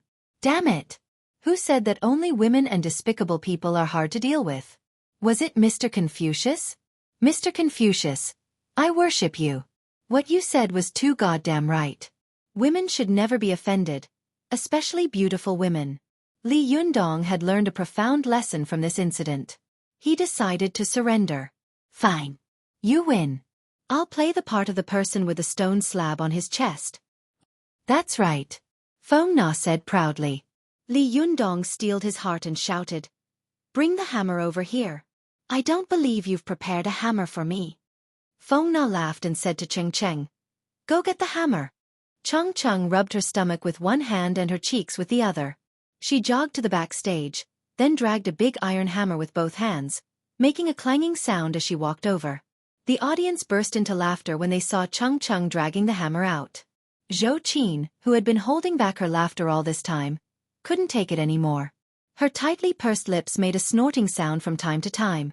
Ding Nan, who was sitting beside her, was laughing so hard that she almost looked human.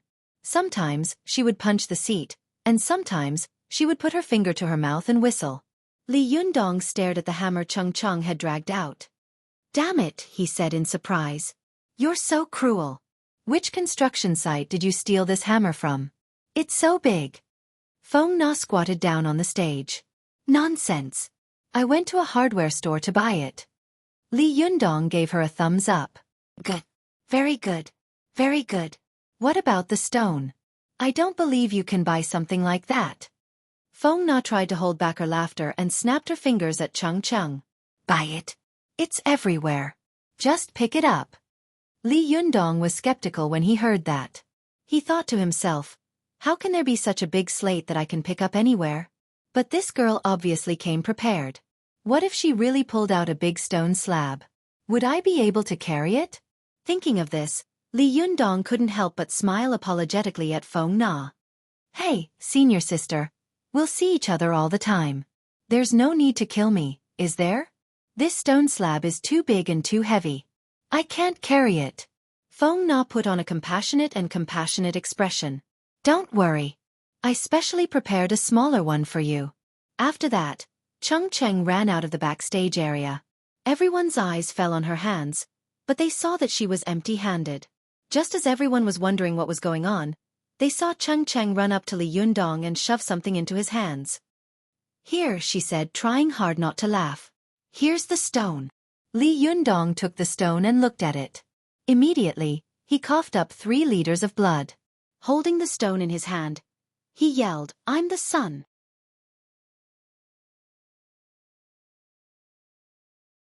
It's fine if you want me to break a stone with my chest, but you should at least get me a proper stone slab. Fine, fine. It's fine if you can't get me a proper stone slab, but you should at least get me a passable sewer stone slab. Fine, fine. If you can't even get me a stone, then I'll put up with it. But you can get me a brick. You can't even get bricks now, but you got a yuhua stone. What's the meaning of this?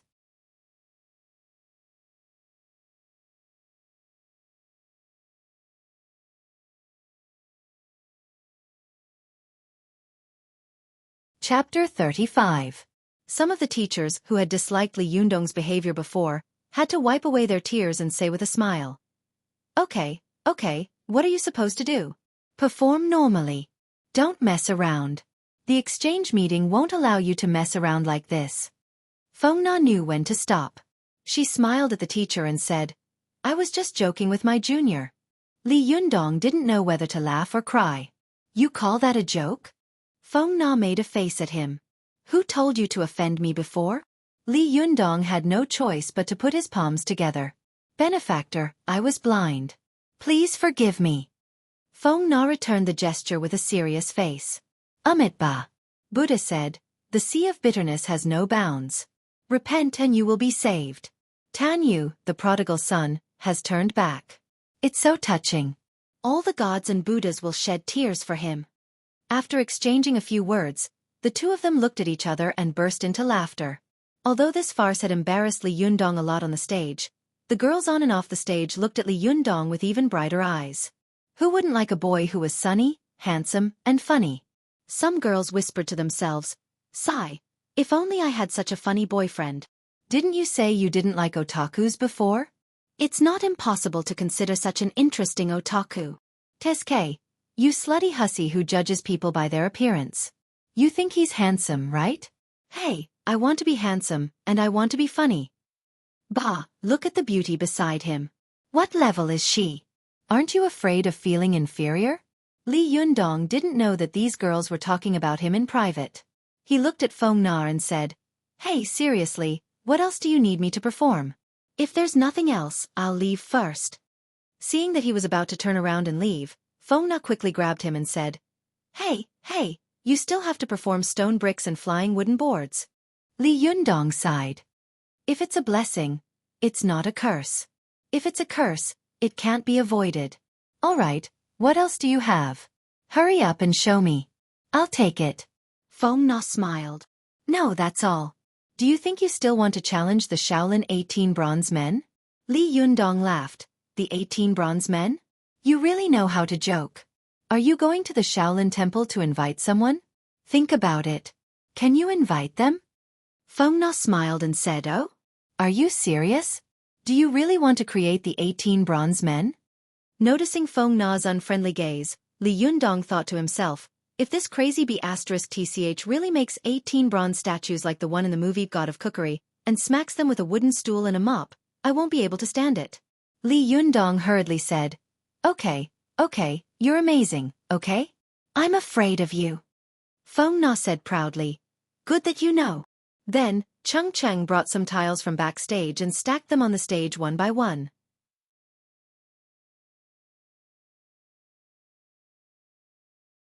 Everyone could hear the sound of the tiles colliding with each other.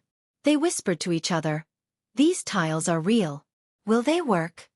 Li Yundong had never split a tile before, so he had some doubts in his heart. He subconsciously walked to the edge of the platform, squatted down, and asked Su Chan, who was under the stage, Hey, can you do it? Su Chan waved her hand casually. No problem. It's just a small matter.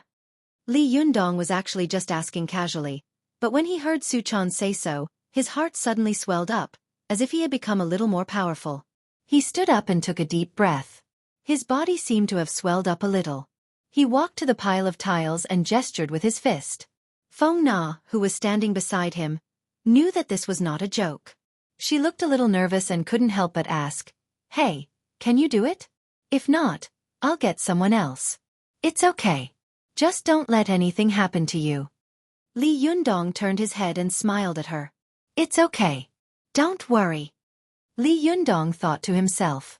When he was in Qi deviation, He could even smash the incomparably hard marble platform.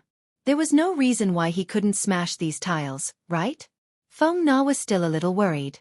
Remember, when you punch, you must be straight, and you must be decisive. Li Yundong didn't say anything else. He focused his mind and was just about to smash his fist down when he heard a voice next to him. What's the point of smashing tiles? It's not like it's going to be fun. Why don't we practice instead? Li Yundong turned his head and saw Zhou Yu, the one who had caused trouble for him at the school gate, standing next to a middle-aged man in a navy blue short-sleeved tang suit and a pair of nano-layer soles cloth shoes. Zhou Yu, what the hell are you doing? Feng Na asked with a frown. Zhou Yu glanced at her and waved his hand. Nana, it's none of your business. Get out of the way. Li Yundong saw that the two of them were staring at him. It was obvious that they had come for him. He frowned secretly, stood up, and said with a cold expression, "What do you want?" Zhou Yu pointed at the young man next to him. "This is my Shi Xiang, the fifth-generation successor of Lin's iron wire fist, Li Yunfei." Li Yunfei was not tall, standing at about 1.7 meters. His skin was dark, and his features were typical of Cantonese people. His arms were thick and bulky, especially the ones that peeked out of his sleeves. The muscles on his arms were like steel bars, which made him look very scary. The young man's eyes were fixed on Li Yundong the moment he laid eyes on him, like a beast eyeing its prey. Li Yundong felt goosebumps rise on his skin under Li Yundong's intense stare. Subconsciously, all the hairs on his body stood on end, and the Jindan internal qi in his body began to circulate rapidly to protect its master. As soon as it circulated, Li Yundong's entire aura changed.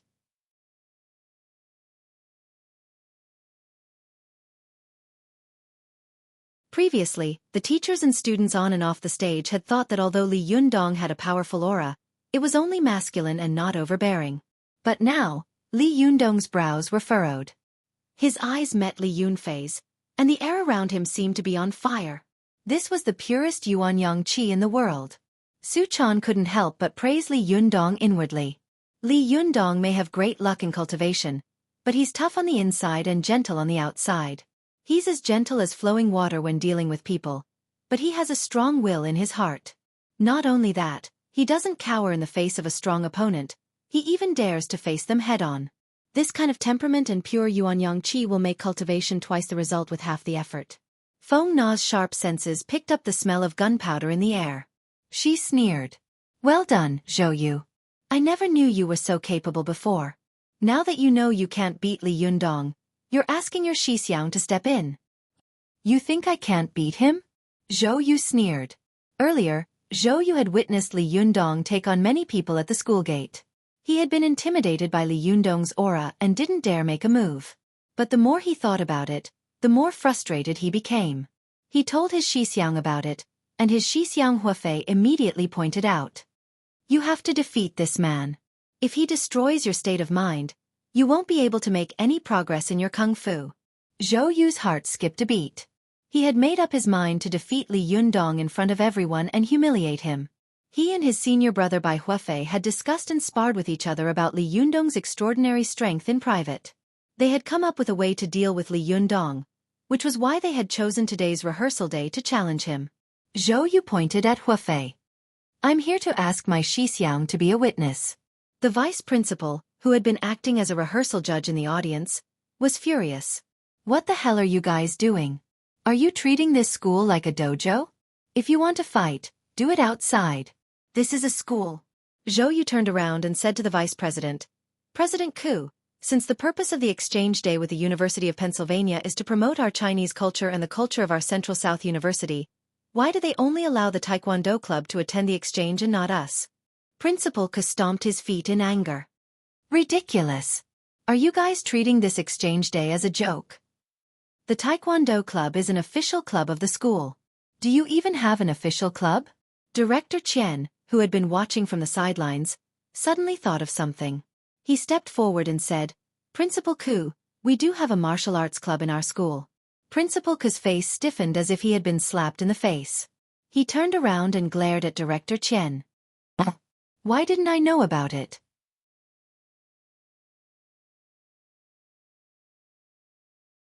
Although Director Qian was only the director of the Academic Affairs Office, He was not afraid of the second-in-command of the school. He smiled and said, "This is a martial arts club established by students.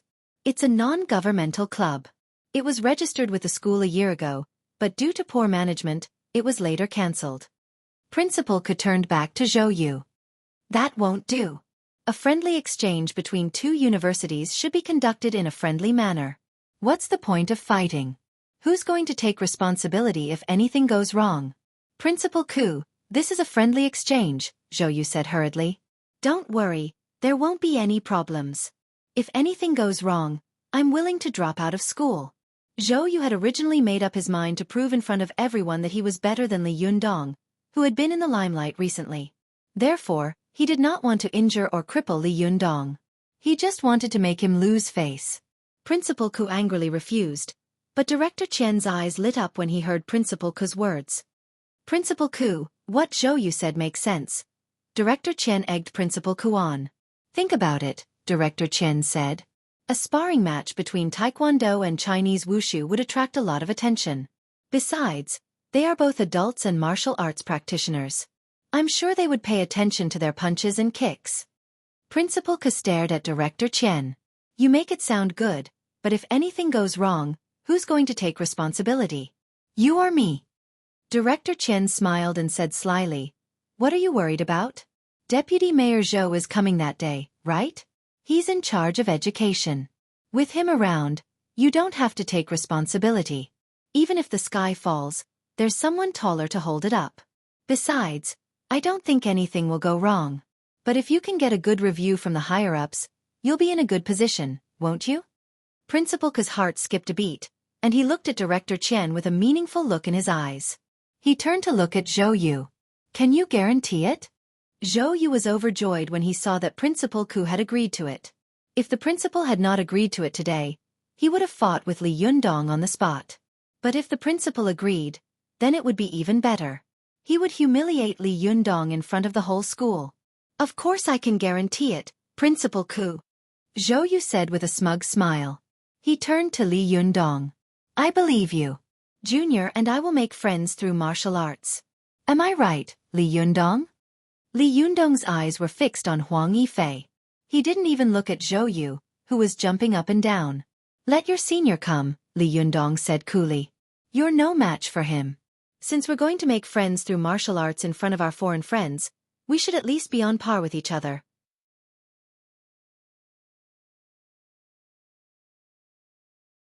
"If we settle this in 2 or 3 moves, we'll be a laughingstock to our foreign friends." This sentence was no less than a heavy slap to Zhou face. Ha! Feng Na, who had been sulking all this while, burst into laughter. You're tuning in to the Xueqi's Martial Arts Saga YouTube channel. Don't forget to subscribe and join us on this journey to catch the most captivating stories.